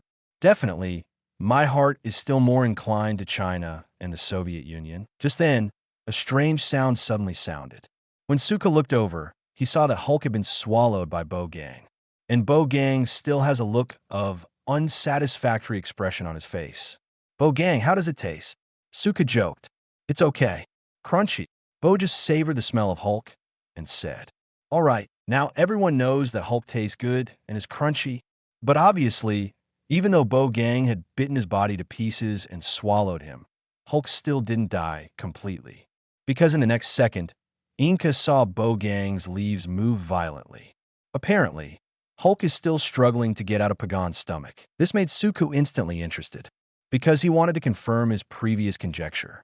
That is, after Bagong swallows Hulk, will Bagong digest Hulk? Or will Hulk crawl out of Bo Gang's stomach? While Suku was waiting for the result with anticipation, The next thing was a bit unexpected. Hulk, who was still struggling in Bogang's stomach before, suddenly stopped inexplicably. At the same time, Bogang also felt something was wrong. She looked at Suku curiously and asked, Julon, what's going on here? Why did I feel like I didn't eat that guy? I'm still very hungry. Suku didn't speak, just looked at Bogang's stomach and felt it. Sure enough, he was surprised to find that at the moment, Hulk disappeared inexplicably. He's not in Bogang's stomach at all. Not anywhere in hell either. It's weird. Suko also felt a little baffled for a while. But soon, he suddenly realized again. If he guessed correctly, this should be the power of the Tiger Talisman. It seems that SHIELD helped to find the other half of the Tiger Talisman and will successfully merge the Tiger Talisman into one. That's why Hulk disappeared from Pagan's stomach and returned to Banner's body. It's really strange. Can the Tiger Talisman still be used like this? Suku's chin is crazy, and he always feels a little incredible. But it doesn't matter. After you leave, go to SHIELD to see if your guess is right. So, Suku immediately looked at Bogang and said, Forget it. It doesn't matter. When I have time, I will bring you some food again. It was promised to let Bogang eat Hulk before, but this happened unexpectedly, so Suku decided to make up for Bogang a little bit. Really, as soon as Bo heard this, he immediately became excited. Although she can't leave hell now, if she can taste delicious food, it will be a kind of comfort to her. Wait, after Suku said this, he greeted the other demons and then left hell. Meanwhile, S.H.I.E.L.D., a portal suddenly appeared in front of everyone. Immediately afterwards, Ink walked out. The moment they saw Suku, everyone present was shocked, especially Tony, because the portal just now made him doubt his life. Although Nick had told him about the portal before, when he saw it with his own eyes, he still couldn't accept it. What the hell is going on here? Tony asked in disbelief, but Suku just smiled slightly. It's just a trick. Don't worry about it. Little trick? You call teleportation a trick? When hearing this, Tony was completely speechless. But Suku from at the moment ignored him and looked directly at Banner beside him. Immediately afterwards, Suku asked directly, Dr. Banner, have you found the other half of the Tiger Talisman? Although he didn't know how Suku knew about it, Banner still nodded. That's right, but I didn't find it, but SHIELD found it on the spot. Then SHIELD handed me the other half of the Tiger Talisman, and I put the two Tiger Talismans together. I just want to try to see if I could bring Hulk back, but I didn't expect it to be successful, Banner said with a look of relief. When Suku heard this, he knew that he had guessed right. Sure enough, the reason why Hulk disappeared from Bogang's stomach just now is because Banner combined the two Tiger Talismans into one. At this moment, Banner suddenly asked again, Dr. Su, can I ask, what did you do to Hulk? Because I can feel that Hulk seems to be full of fear now, knowing that he has never been like this before. Since owning Hulk, in Banner's view, Hulk has always been fearless, and his consciousness is always only violence and anger. As for fear, come on, Hulk has no idea what that is. But he clearly felt the Hulk in his body was full of fear, which really made him feel unbelievable. And when they heard this, Nick and Tony also looked incredible in an instant, because it's also hard for them to understand why Hulk is scared. Immediately afterwards, they also looked at Suku curiously. After all, everyone knows that Suku took Hulk away just now. So if you want to know what happened just now, just ask Suku. Seeing that everyone present looked at her, Suku just smiled slightly. I just found some friends to help teach Hulk a lesson. Indeed a lesson. Anyway, DQA tore up Hulk's body, and Hulk didn't die. Anyway, both just crushed Hulk's body and swallowed him, but Hulk didn't die. Nick was shocked again when he heard this, because he didn't expect that Suku would have friends who could teach Hulk a lesson. How powerful is this Nima? For a while, Nick became more and more curious about Suku's true identity. By the way, are you showing me? At this moment, Suku suddenly smiled and looked at Nick. Although the Tiger Talisman was in Banner's hand before, Suku knew with his feet that Nick would never dare to let Banner touch the Tiger Talisman again. So he spoke directly to Nick. No problem. Nick hastily agreed. Immediately afterwards, an agent came over holding a box. When the box was opened, It was a tiger talisman. Nick just wanted to persuade Suku to pay attention, not to be affected by the power of the tiger talisman. But before he could speak, Suku had already picked up the tiger talisman.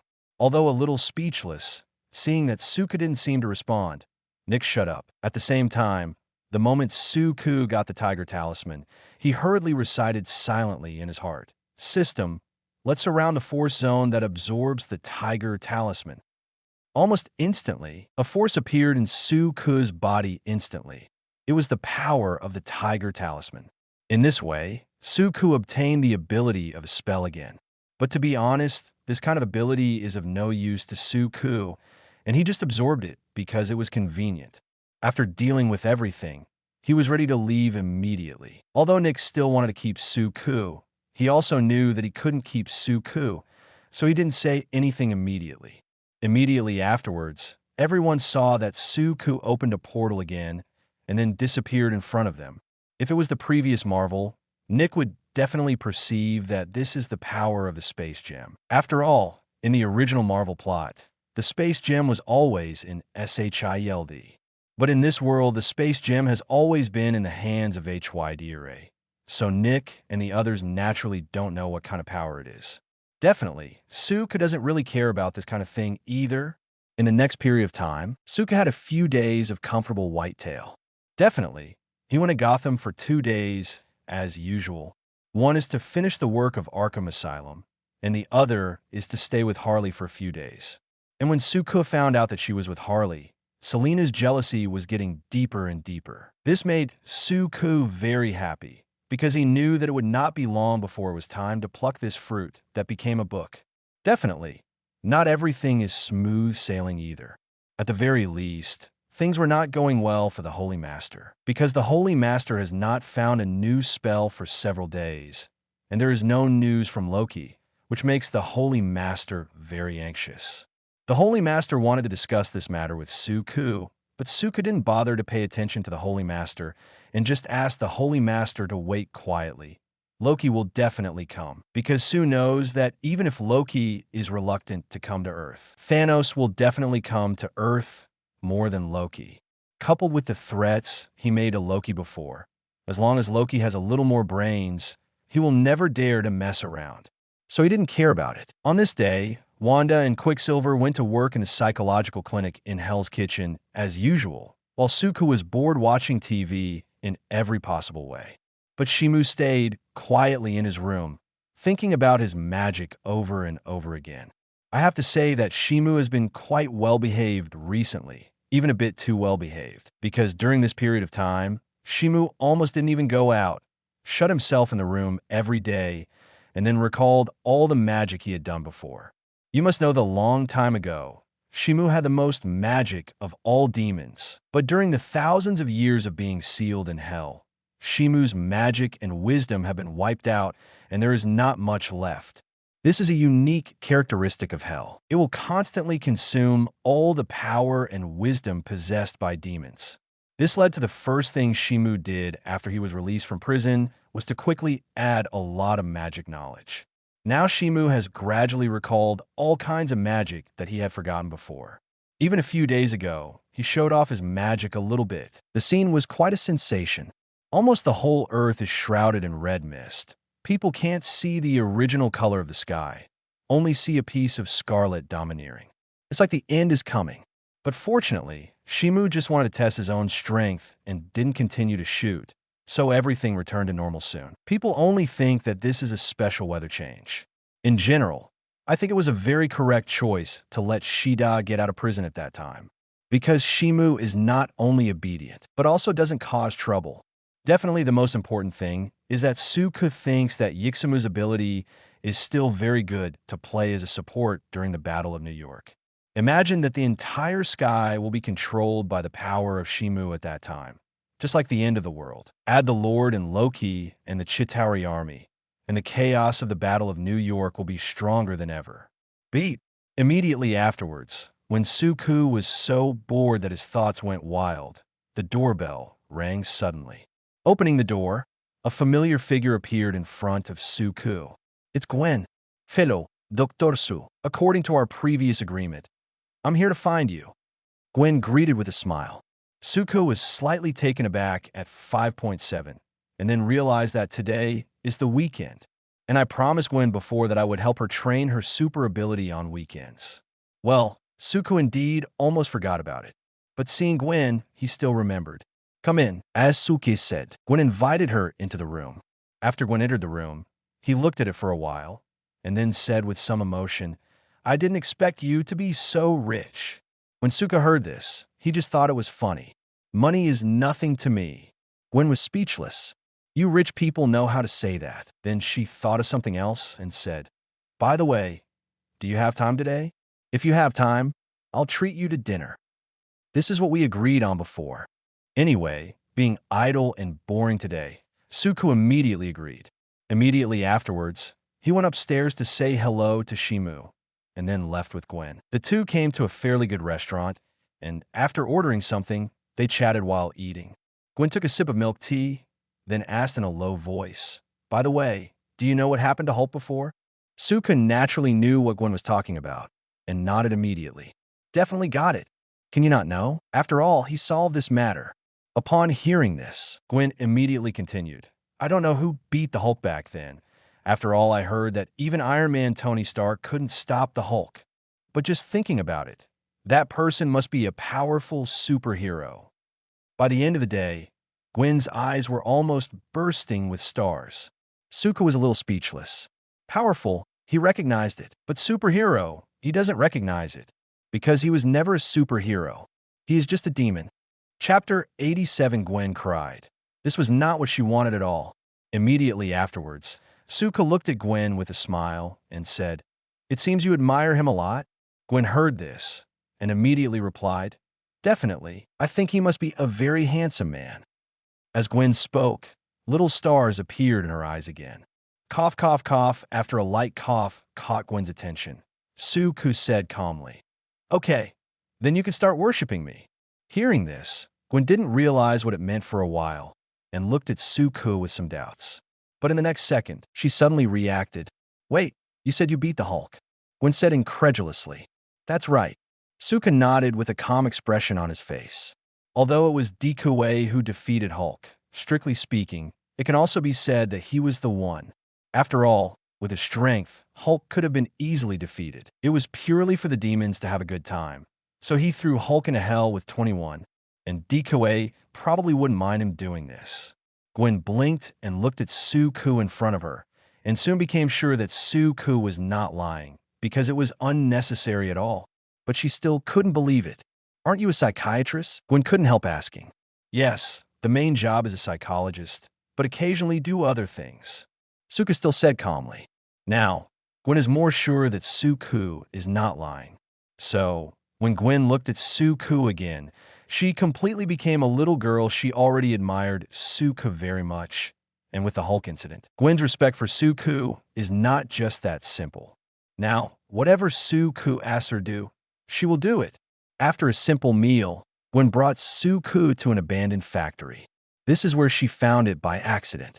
The place is remote and there are no people nearby, so it is perfect as a training ground. Suku randomly found a place and sat down, then said, Then show off your basic abilities first.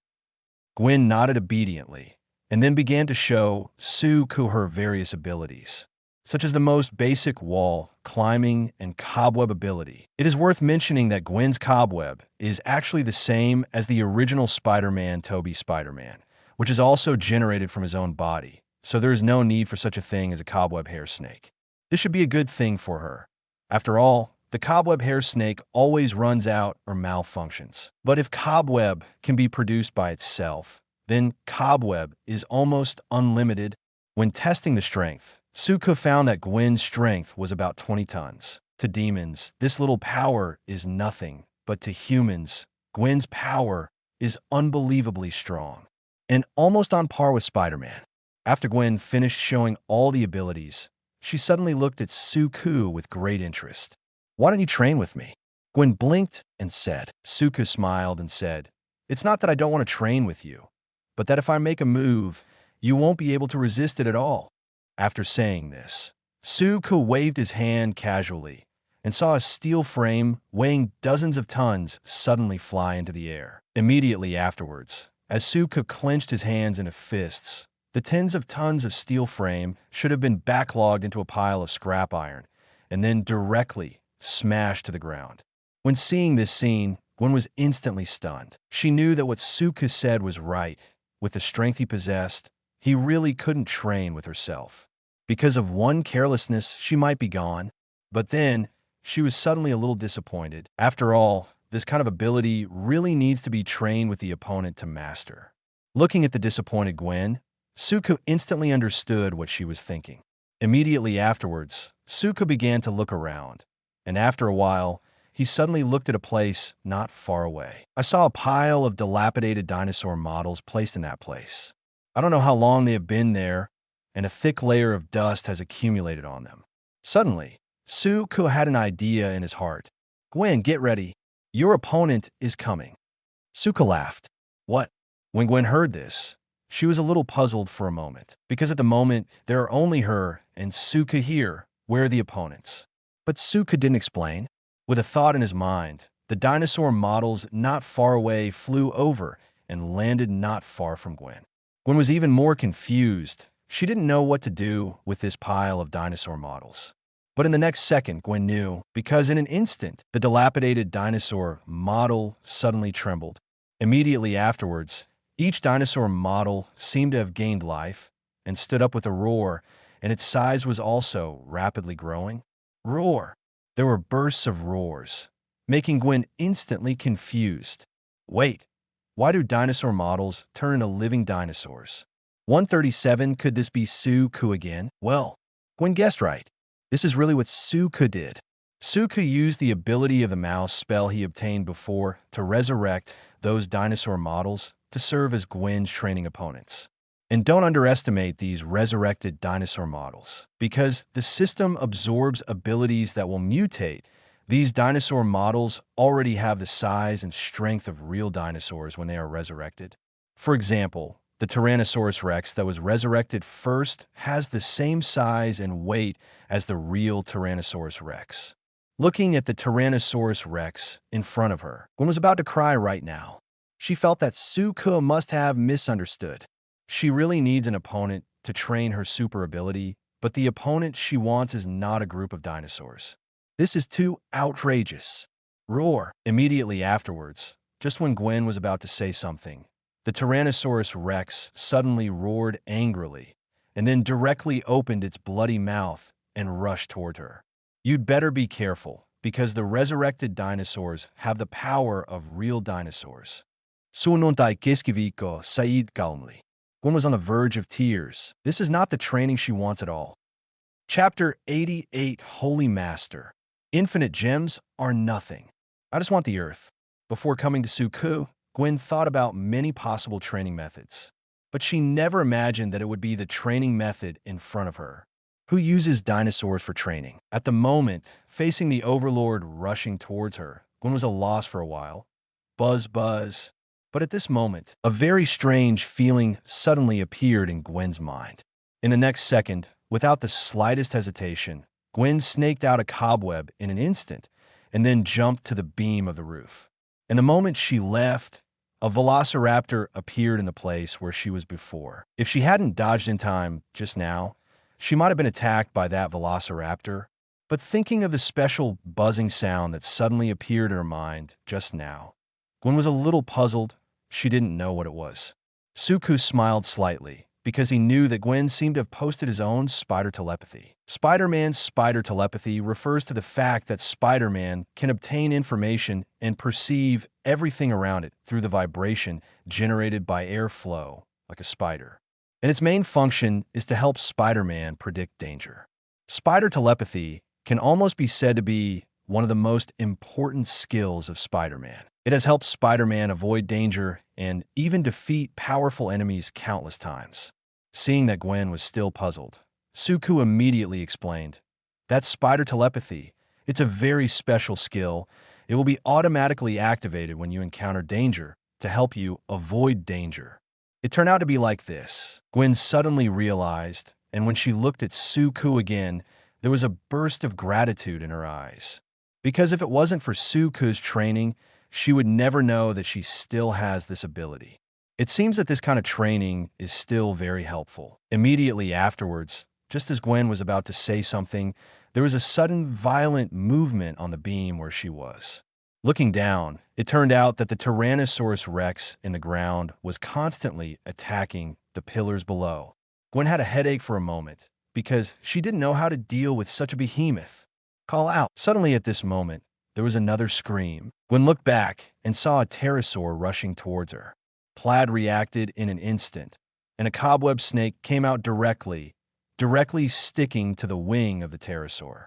Then with a sharp flick, the pterosaur was thrown flying. Although this pterosaur seems to weigh several hundred kilograms, for Gwen, who has obtained the spider ability, is not difficult at all. And at this moment, Gwen's nervousness before gradually calmed down. While battling the dinosaurs was a bit overwhelming, once she calms down, it's nothing but exhilarating. After all, not everyone has the opportunity to beat a dinosaur. Thinking of this, Gwen took a deep breath and then jumped down directly onto the head of the Tyrannosaurus Rex. Before the Tyrannosaurus Rex could react, Gwen made 2 more cobwebs from the snake in an instant, which directly stuck to the Tyrannosaurus Rex's eyes. The Tyrannosaurus Rex instantly lost his sight and began to rampage in the factory. Gwen took the opportunity to make noises, attracting the Tyrannosaurus Rex to run into several other Triceratops not far away. In an instant, the Triceratops was knocked and flew out. However, before Gwen could breathe a sigh of relief, 2 velociraptors suddenly jumped out from behind her. Although the velociraptor is smaller in size, it moves extremely fast.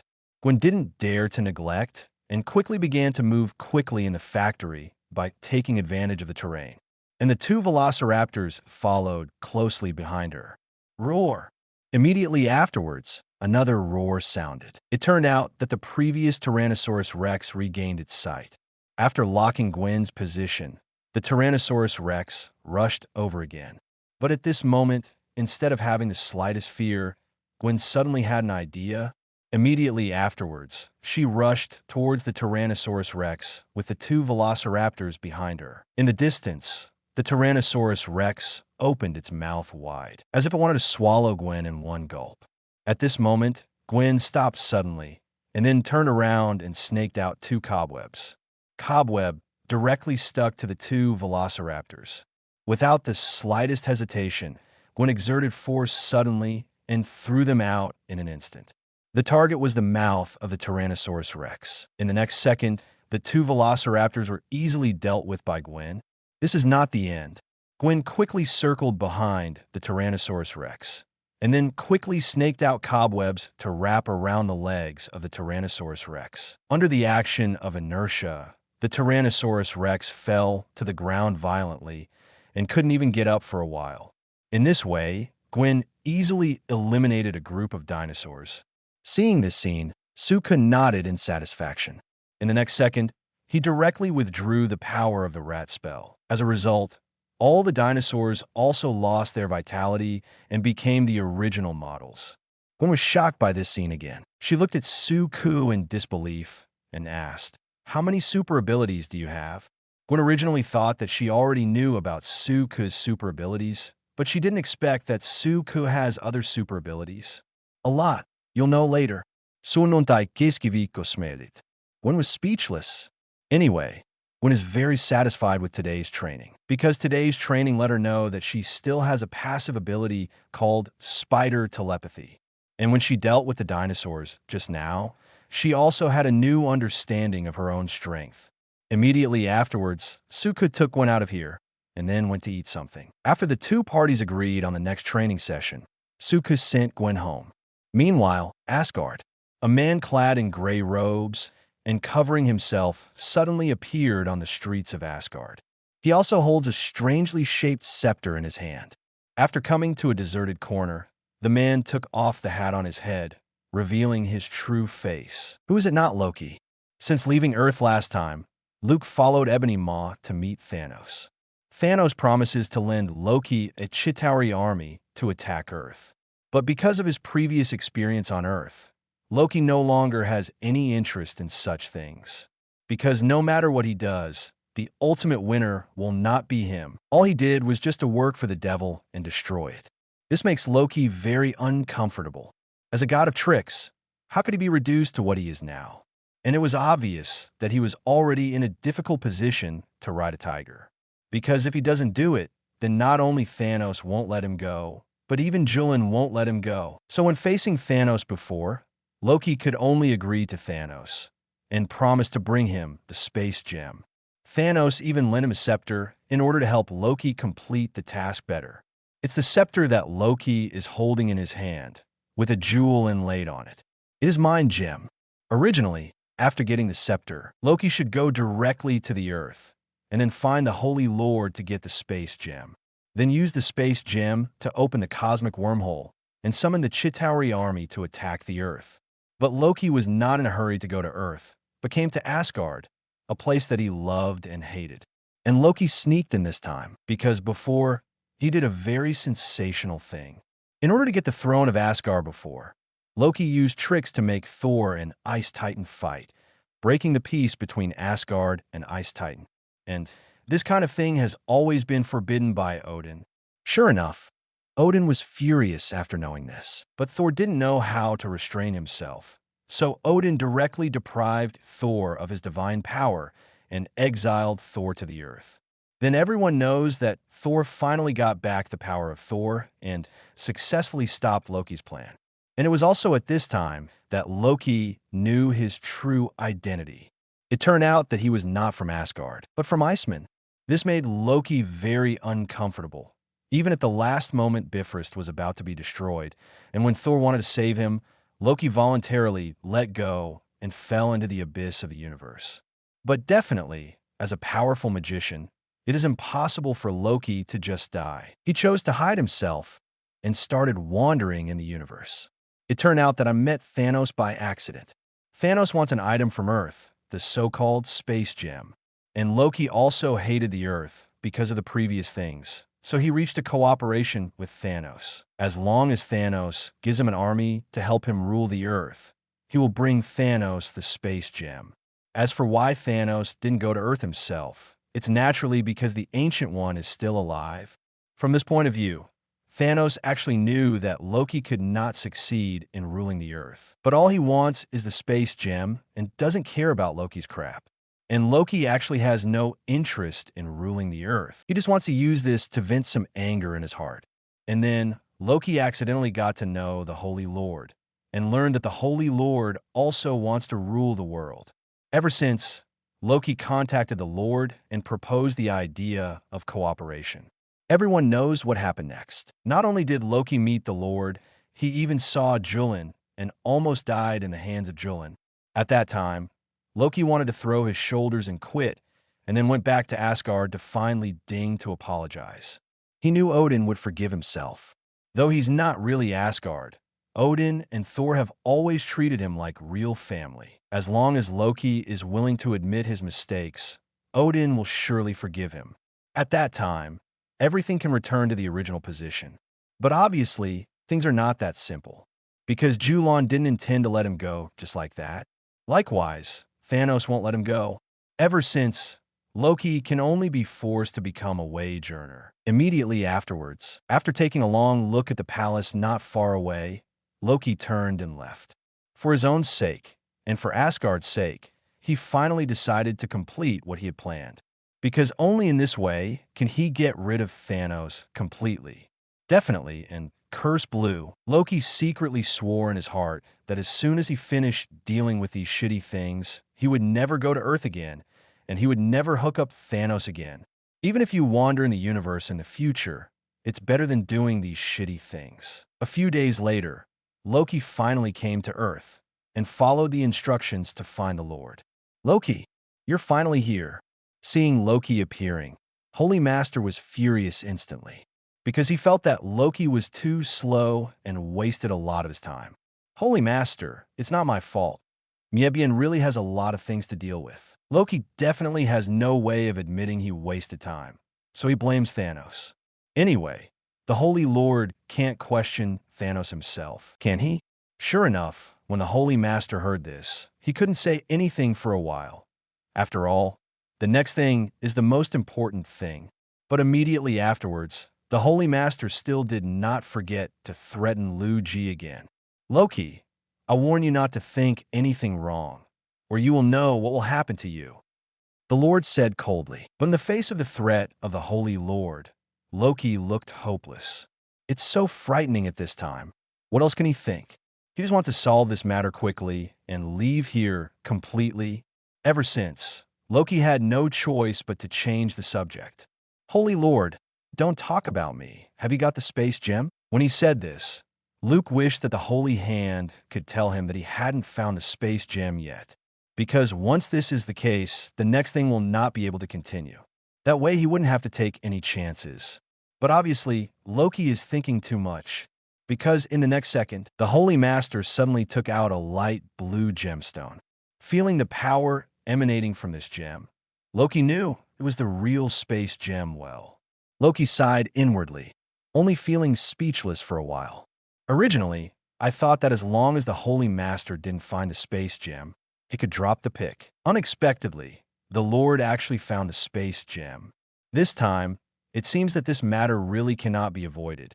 But then, Loki suddenly thought of something again, then looked at the Holy Master with a mysterious face and said, Holy Lord, you probably don't know what this space gem represents. Well, I can tell you it's just infinity. I know this is infinite gems, and I know it's just one of 6 infinite gems. Why are you talking so much nonsense? Take it now. Before Loki could finish speaking, the Holy Master interrupted Loki impatiently, and then casually threw the space gem to Loki.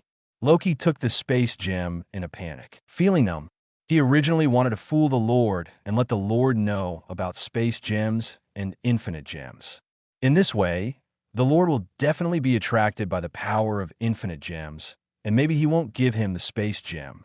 In this case, there is no need to continue the so-called mission. Then he told Thanos about it. Maybe Thanos will come to the Earth to find the Lord himself to get back the space gem. At that time, not only will I not have to do anything, but I will even be able to watch a good show. However, the idea is always beautiful, but the reality is always cruel. Loki never imagined that the infinite gems, which almost everyone dreams of, would be thrown to him by the Holy Master like trash. How did Loki know that for the Lord, neither space gems nor infinite gems can be compared with Earth? All the Lord wants is the Earth. Other than that, nothing matters. By the way, what you asked for has been given to you. When will the army I want come? At this moment, the voice of the Holy Master suddenly rang again. Loki came back to his senses, first looked at the space gem in his hand, and said helplessly, When I set off, Chitauri's army was already waiting in another universe. As long as I open the cosmic wormhole, I can summon them. When the Holy Master heard the words, he was instantly excited. So what are you waiting for? Hurry up and open the cosmic wormhole. I can't wait to see my army. The Lord urged. At the moment, the Holy Lord can't wait to rule the world again. Chapter 89 Holy Master, don't do anything, or you will die. This matter is not as simple as you think. Loki shook his head and said, If I just need to teleport a person or a group of people, then I can do it directly with the space gem. But what we have to do now is to send hundreds of thousands of alien troops and warships. This is simply not something that any one person can do. So I have to use some equipment to get there. At the end of the words, Loki sighed inwardly again. It seems that the fate of working for the Lord cannot be escaped. Although the Holy Master didn't understand Bailuaji's words, he probably knew that this matter was not as simple as he imagined. Ever since, the Holy Master said with a displeased face, all right, do whatever you want. In short, let me see my army as soon as possible. New. At the moment, Loki didn't bother to talk nonsense with the Holy Master anymore, because he found that the Holy Master didn't understand anything at all. After a casual promise, he was ready to leave. But at this moment, the Holy Master's voice suddenly sounded again. What happened again? Loki turned around speechlessly. As a result, the next second, Loki's expression suddenly became a little surprised, because at the moment, dozens of ninjas wearing Black Knight clothes suddenly appear in front of him. There is no doubt that this is the Holy Lord's Shadow Legion. Although I don't know what to do next, I think you definitely need help. So just let these guys help you. Whatever you have to do, let them do it, said the Holy Lord. Loki sneered instantly when he heard this, because he understands that these guys are not so much sent by the Holy Lord to help him, but rather to monitor his exact date. Loki originally wanted to reject the Holy Master, but in the next second, he suddenly felt that the Holy Master was right. Because if he wants to complete this matter, he really needs the help of many people. Thinking of this, Loki finally nodded. All right. After saying this, Loki turned and left directly. Immediately afterwards, dozens of Black Shadow ninjas followed Loki and left here. Definitely, these dozens of Shadow ninjas are nothing to the Lord. As long as the Holy Lord is willing, he can definitely summon more Shadow ninjas. What happened next was almost the same as the original plot. After Loki left the Lord's side, he found Dr. Eric Savage directly, then used the Mind Gem's ability to control his mind and force him to build himself an instrument that can open the Treasure Universe wormhole. Dr. Eric is just an ordinary human being. 117 definitely cannot resist the control of Mind Gem. So he directly became Loki's most loyal servant. In addition, Loki also used the Mind Gem to control another large group of people and let them help Dr. Eric build the instrument. After studying the power of the Space Gem, Dr. Eric told Loki that in order to build a device that could open a cosmic wormhole, he needed a very rare special, and this element is only available in SHIELD. In the original plot, Loki spent a lot of effort to get this element. He first came to the banquet held by the German scientist Dr. Cypher, and then sent a special instrument into Dr. Cypher's eyes. On the other side, the brainwash Hawkeye simulated Dr. Seve's eyes through sensors and successfully opened the safe through retinal scanning. Only then did he successfully obtain the special element in the safe. But obviously, the current Loki doesn't need such trouble at all, because he has the Black Shadow Ninja sent by the Lord to help. Under Loki's order, the Black Shadow Ninja sneaked into SHIELD quietly, and then used his special ability to get the special element that Loki wanted. And all this SHIELD didn't notice ever since Dr. Eric started the next step of construction. In general, everything is going in a good direction, and Loki's guess is right. The Shadow Ninjas sent by the Lord are indeed not just to help him. Every day, there are Shadow Ninjas who keep reporting Loki's progress to the Lord.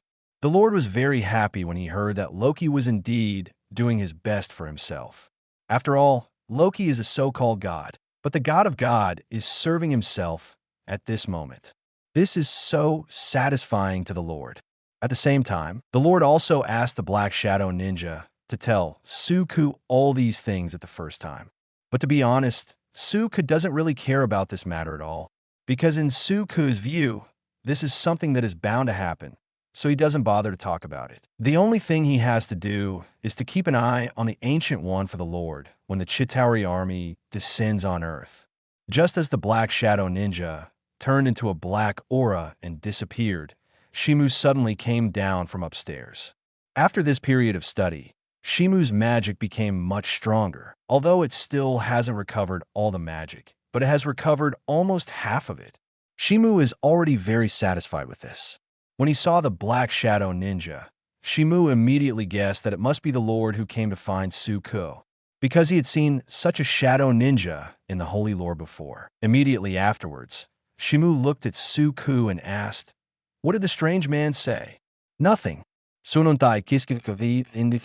just wants to tell us that he will welcome his own alien army soon.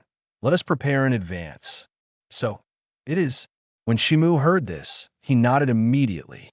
He already knew that the Holy Master would use the power of the alien army to capture the Earth, so he wasn't too surprised. But then, Shimu still couldn't help but looked at Suku and asked, "So what are we going to do then?" Suku smiled slightly.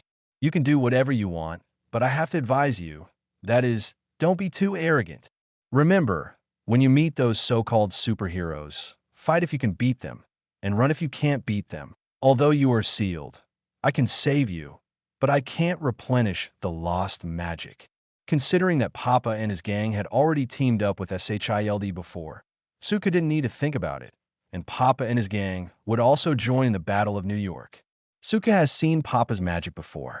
Although those magics are useless to him, it doesn't mean that the old man's magic is weak. On the contrary, Tu is definitely a powerful, righteous magician. In addition, Tony's spell armor should not be underestimated. Although Tony's spell armor didn't seem to be very useful when dealing with Hulk before, but you must know that Hulk is not a demon. This also means that the spell armor did not exert its full power at that time. And when facing demons like Shimu and Shengju, Suka knows without thinking that the spell Battle Shun will definitely show his incomparable power. So Suka didn't forget to remind Shimu. Facing Suka's reminder, Shimu did not show any impatience, but nodded seriously, because Shimu knew that Suka was also doing it for his own good. After a few days, the equipment on Loki's side was finally almost built. It won't be long before the cosmic wormhole can be opened. And the Lord also got the news through the Black Shadow Ninja. This afternoon, the Holy Master, who couldn't wait, came here to inspect Loki's work progress. It's different from Marvel's original plot.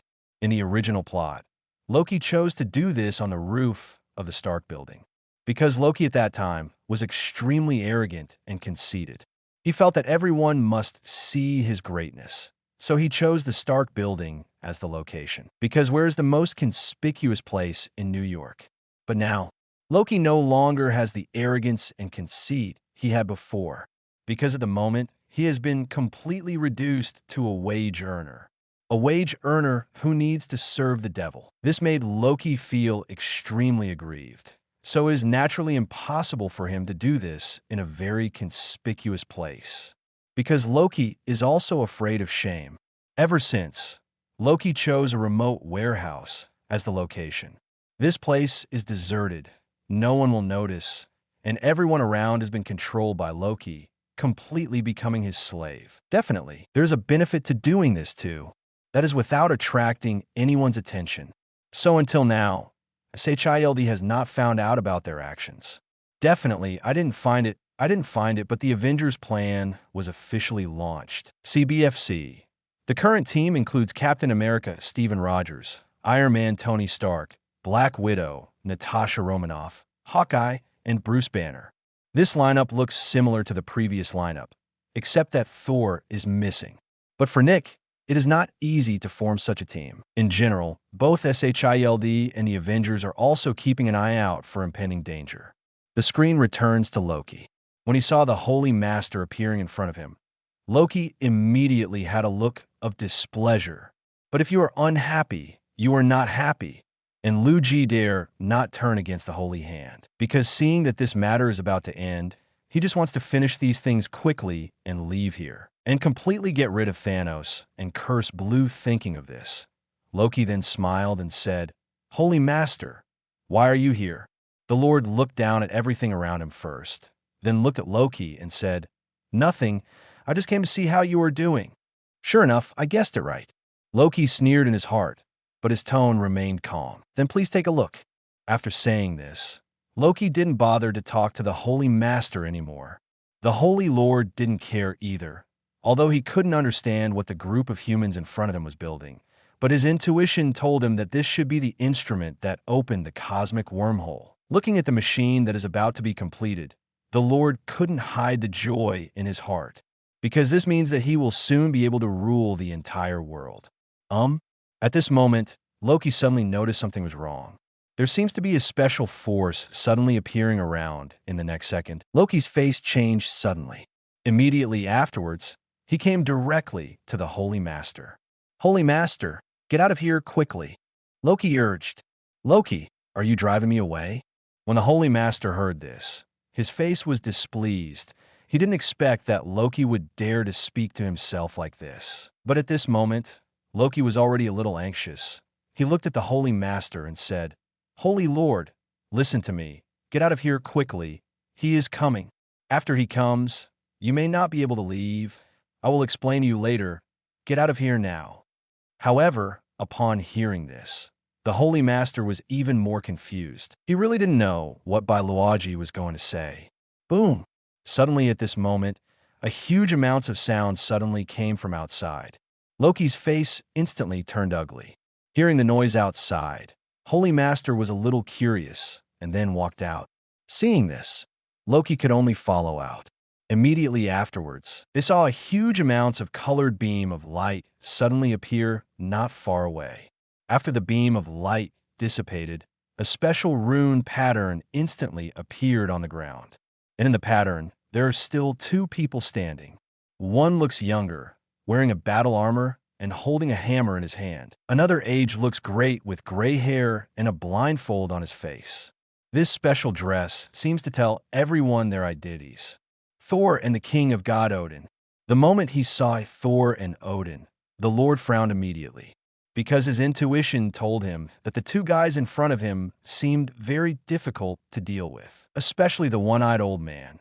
Although he didn't look very good, it made him feel a strong sense of oppression. Poor Holy Master! How did he know that the one-eyed old man who appeared in front of him at this moment is the king of God Odin? Because he was afraid of the death of the Holy Lord, Loki immediately reminded, Holy Master, remember, no matter what happens, you must not do anything where you will really die. If only Thor came, then Loki would be very happy to see the Lord and Thor fight. Anyway, in his opinion, the current Holy Well and Thor should be the same. But it's not just Thor, there's Odin too. So Loki really doesn't want the Lord to die, because once Odin is annoyed, Loki thinks that the Lord may die. Definitely, Loki is not worried about the Lord. On the contrary, he is worried about himself.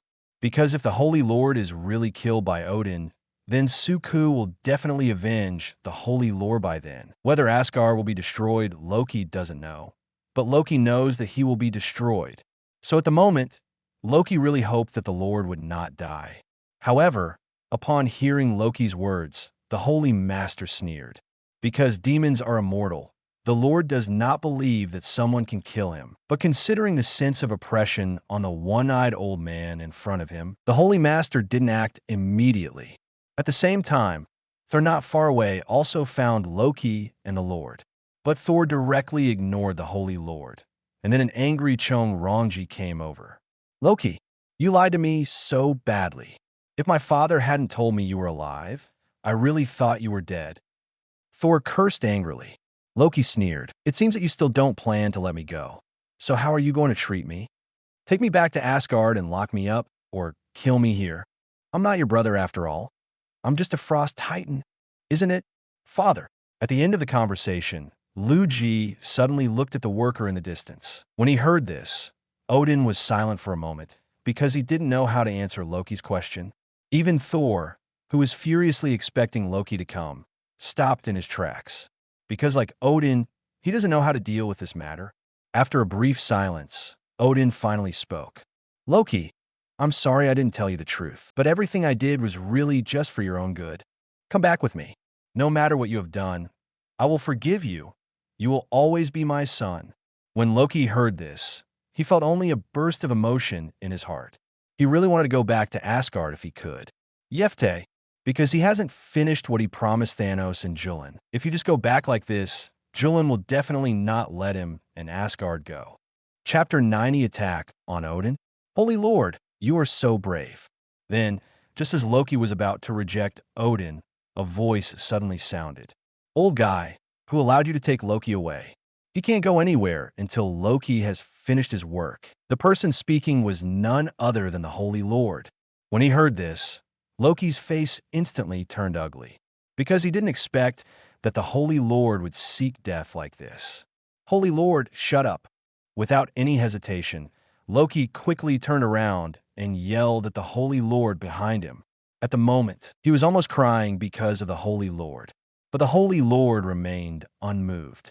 He looked at Loki and said, Loki, have you forgotten what you promised us before? If you dare to leave like this, consider the consequences. The consequence is your sister. Loki couldn't help but curse in his mind. If you want to die, just try to die. Don't drag me with you, okay? I don't want to die in the hands of Curse Lawn. Then, just when Loki was about to say something more, Thor beside him could no longer bear it. Originally, the purpose of him and Odin coming to Earth this time was just to take Loki away and they didn't want to cause trouble. But seeing the Holy Lord actually calling his father Odin old man, Thor couldn't bear it anymore. He looked at the Holy Lord coldly and said, "Demon, this is Asgard's business, not yours. Also, you must apologize for your behavior just now, or I will make you pay the price." Apologize? When the Holy Lord heard this, he sneered again, because there was no apology document in his dictionary. That's right. He is a little afraid of Odin's power, but as a capable demon, he cannot be cowed. Devils are immortal anyway. So in that case, he has nothing to be afraid of. But it's obvious that Odin doesn't want to cause trouble this time. He just wants to take Loki back to Asgard. So, just when Thor was about to take action, Odin spoke up and stopped Thor. "Thor, forget it. Our purpose here is just to take Loki away. Don't do anything." When Thor heard this, he could only put down the raised hammer angrily. If it were before, he would definitely have a battle with the Holy Lord. But after the previous experience of being deprived of his divine power, he became much more mature and steady.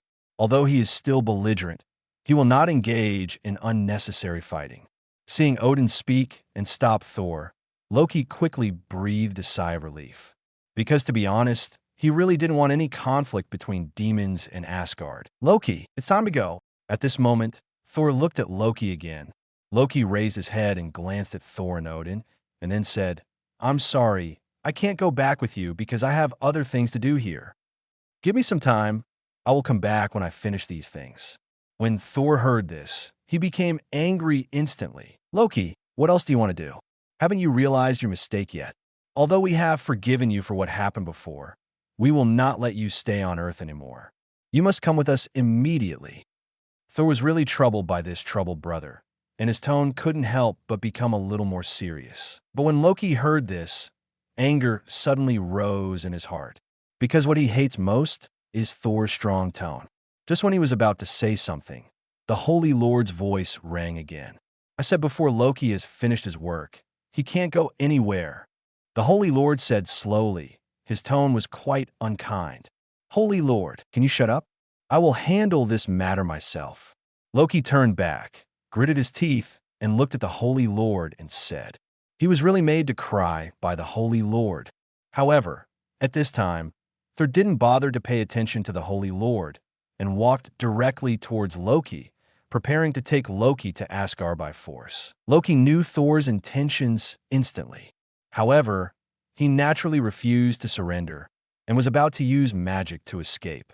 But then he was surprised to find that his magic had failed. "How can it be? Where's my magic?" Loki was confused and had no idea what was going on. But the next second, Loki suddenly thought of something and then looked at Odin not far away. "Father, why do you want to imprison my magic?" Loki asked loudly.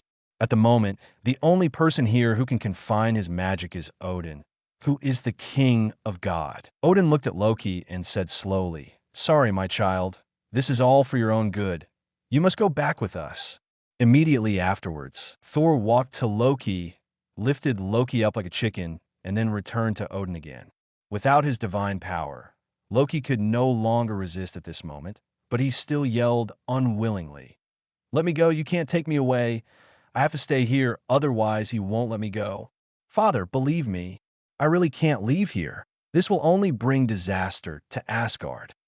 Loki was really frightened at this moment, because he knew that once he returned to Asgard, the cursed blue would definitely come to find him. If you're not careful then, Asgard may be gone. Yes, Odin is indeed very powerful. So powerful that even Thanos dare not take action against Asgard. But you must know that Lon is not Thanos. As the demon of the moon, Cursed Blue is far more powerful and terrifying than Thanos. But it was obvious that Odin and Thor would not listen to him at all. Thor even said with disdain, "Although I don't know who you have offended, as long as you are in Asgard, you are safe." What a waste of safety. Loki was so drunk that he didn't know what to say for a moment. But at this moment, Odin suddenly interrupted the conversation between the two sons. "If you have anything to do, let's talk about it when we get back." The next second, Bifrost starts. But don't get me wrong, this is not Asgard Yasumoto's Bifrost, because the original Bifrost was destroyed long ago when Loki and Thor fought.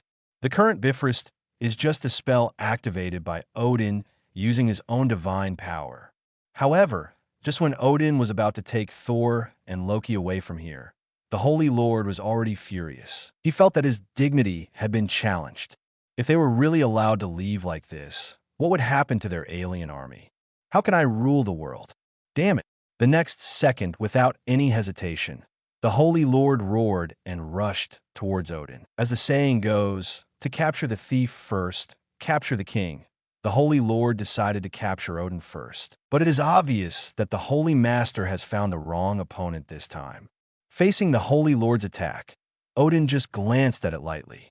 Immediately afterwards, with a flash of light, the Holy Lord's big head suddenly detached from the body and then rolled into a puddle next to it. At the same time, the body of the Holy Lord also fell softly.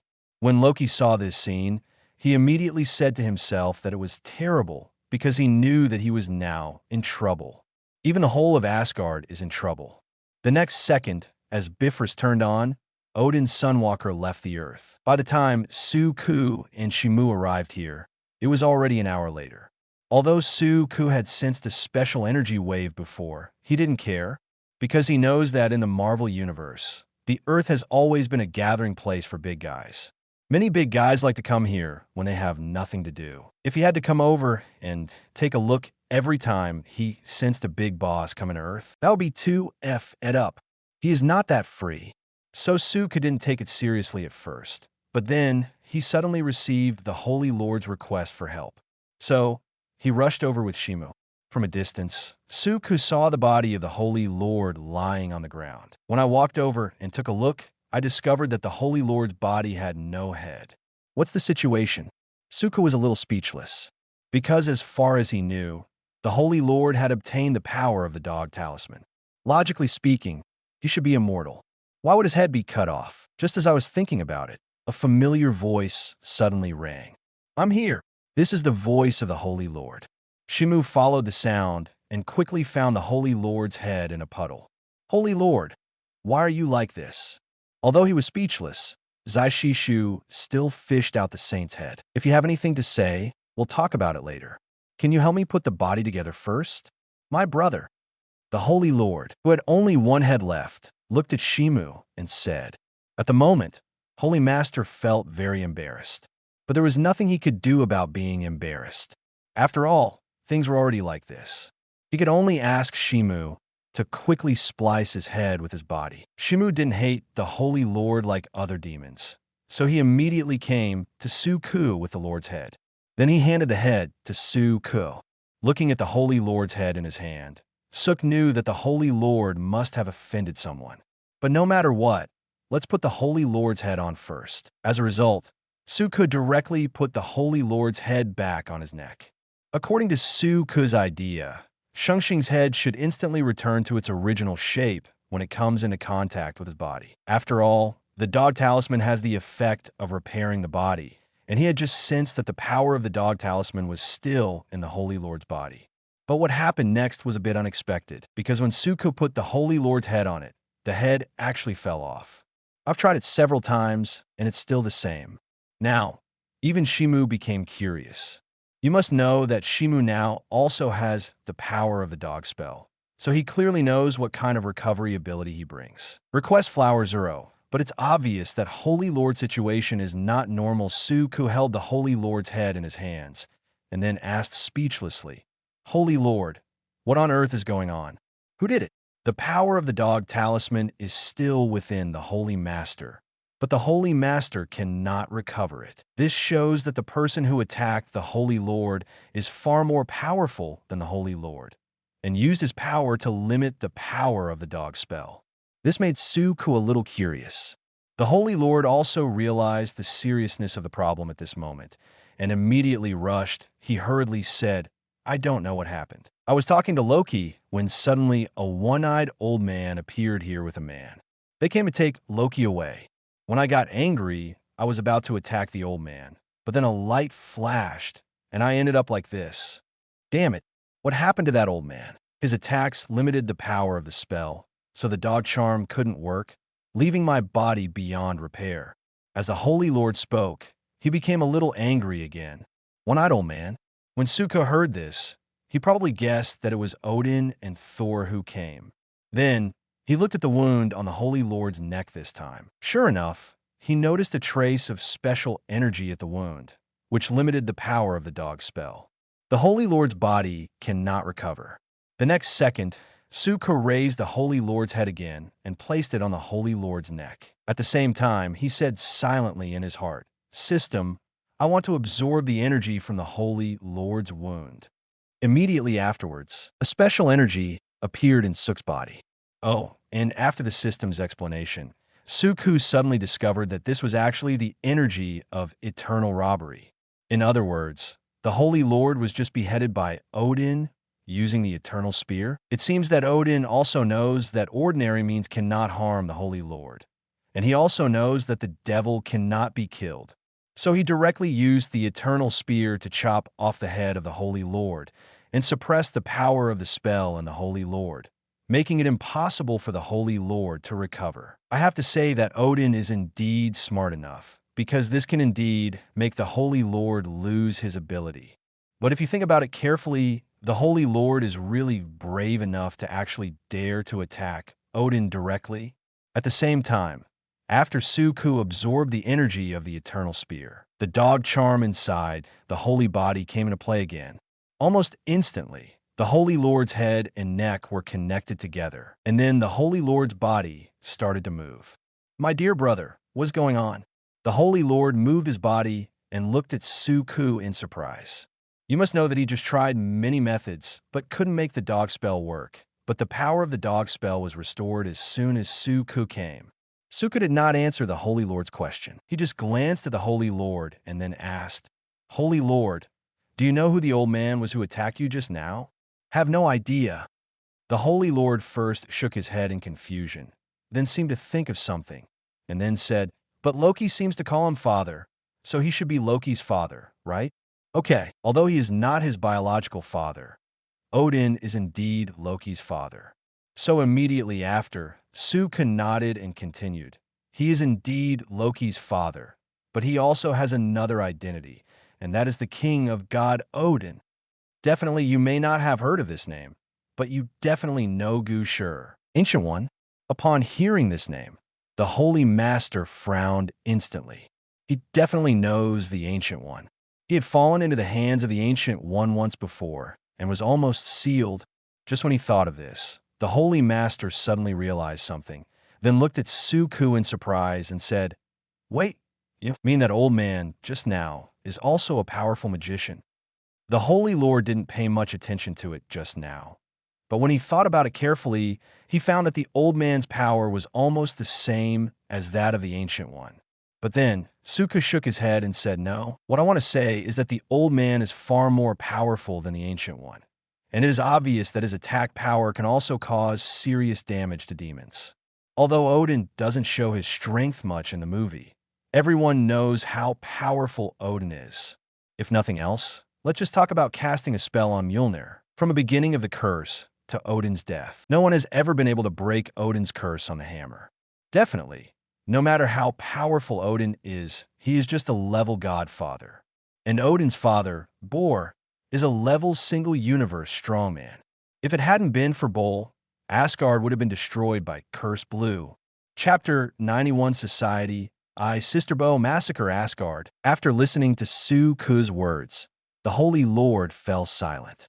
Although he already knew that Odin was very strong, he never thought that Odin would be so strong. It seems that I have hit a brick wall this time, but now that things have happened, it's no longer useful to talk about these things. The Holy Lord looked at Suk and said, "Then what should we do now?" Loki was taken away, and the Space Gem was all— No more novels? Take part in the voting. The most requested novels and those with the most likes will be chosen for publication on euroaudiobooks.com. There, I can upload as much as I want without the risk of receiving a strike. Our 18 novels and other content that exceed what is morally acceptable are only published on Patreon or the free novels page. Remember, the site is funded by donations on Ko-fi and Patreon memberships.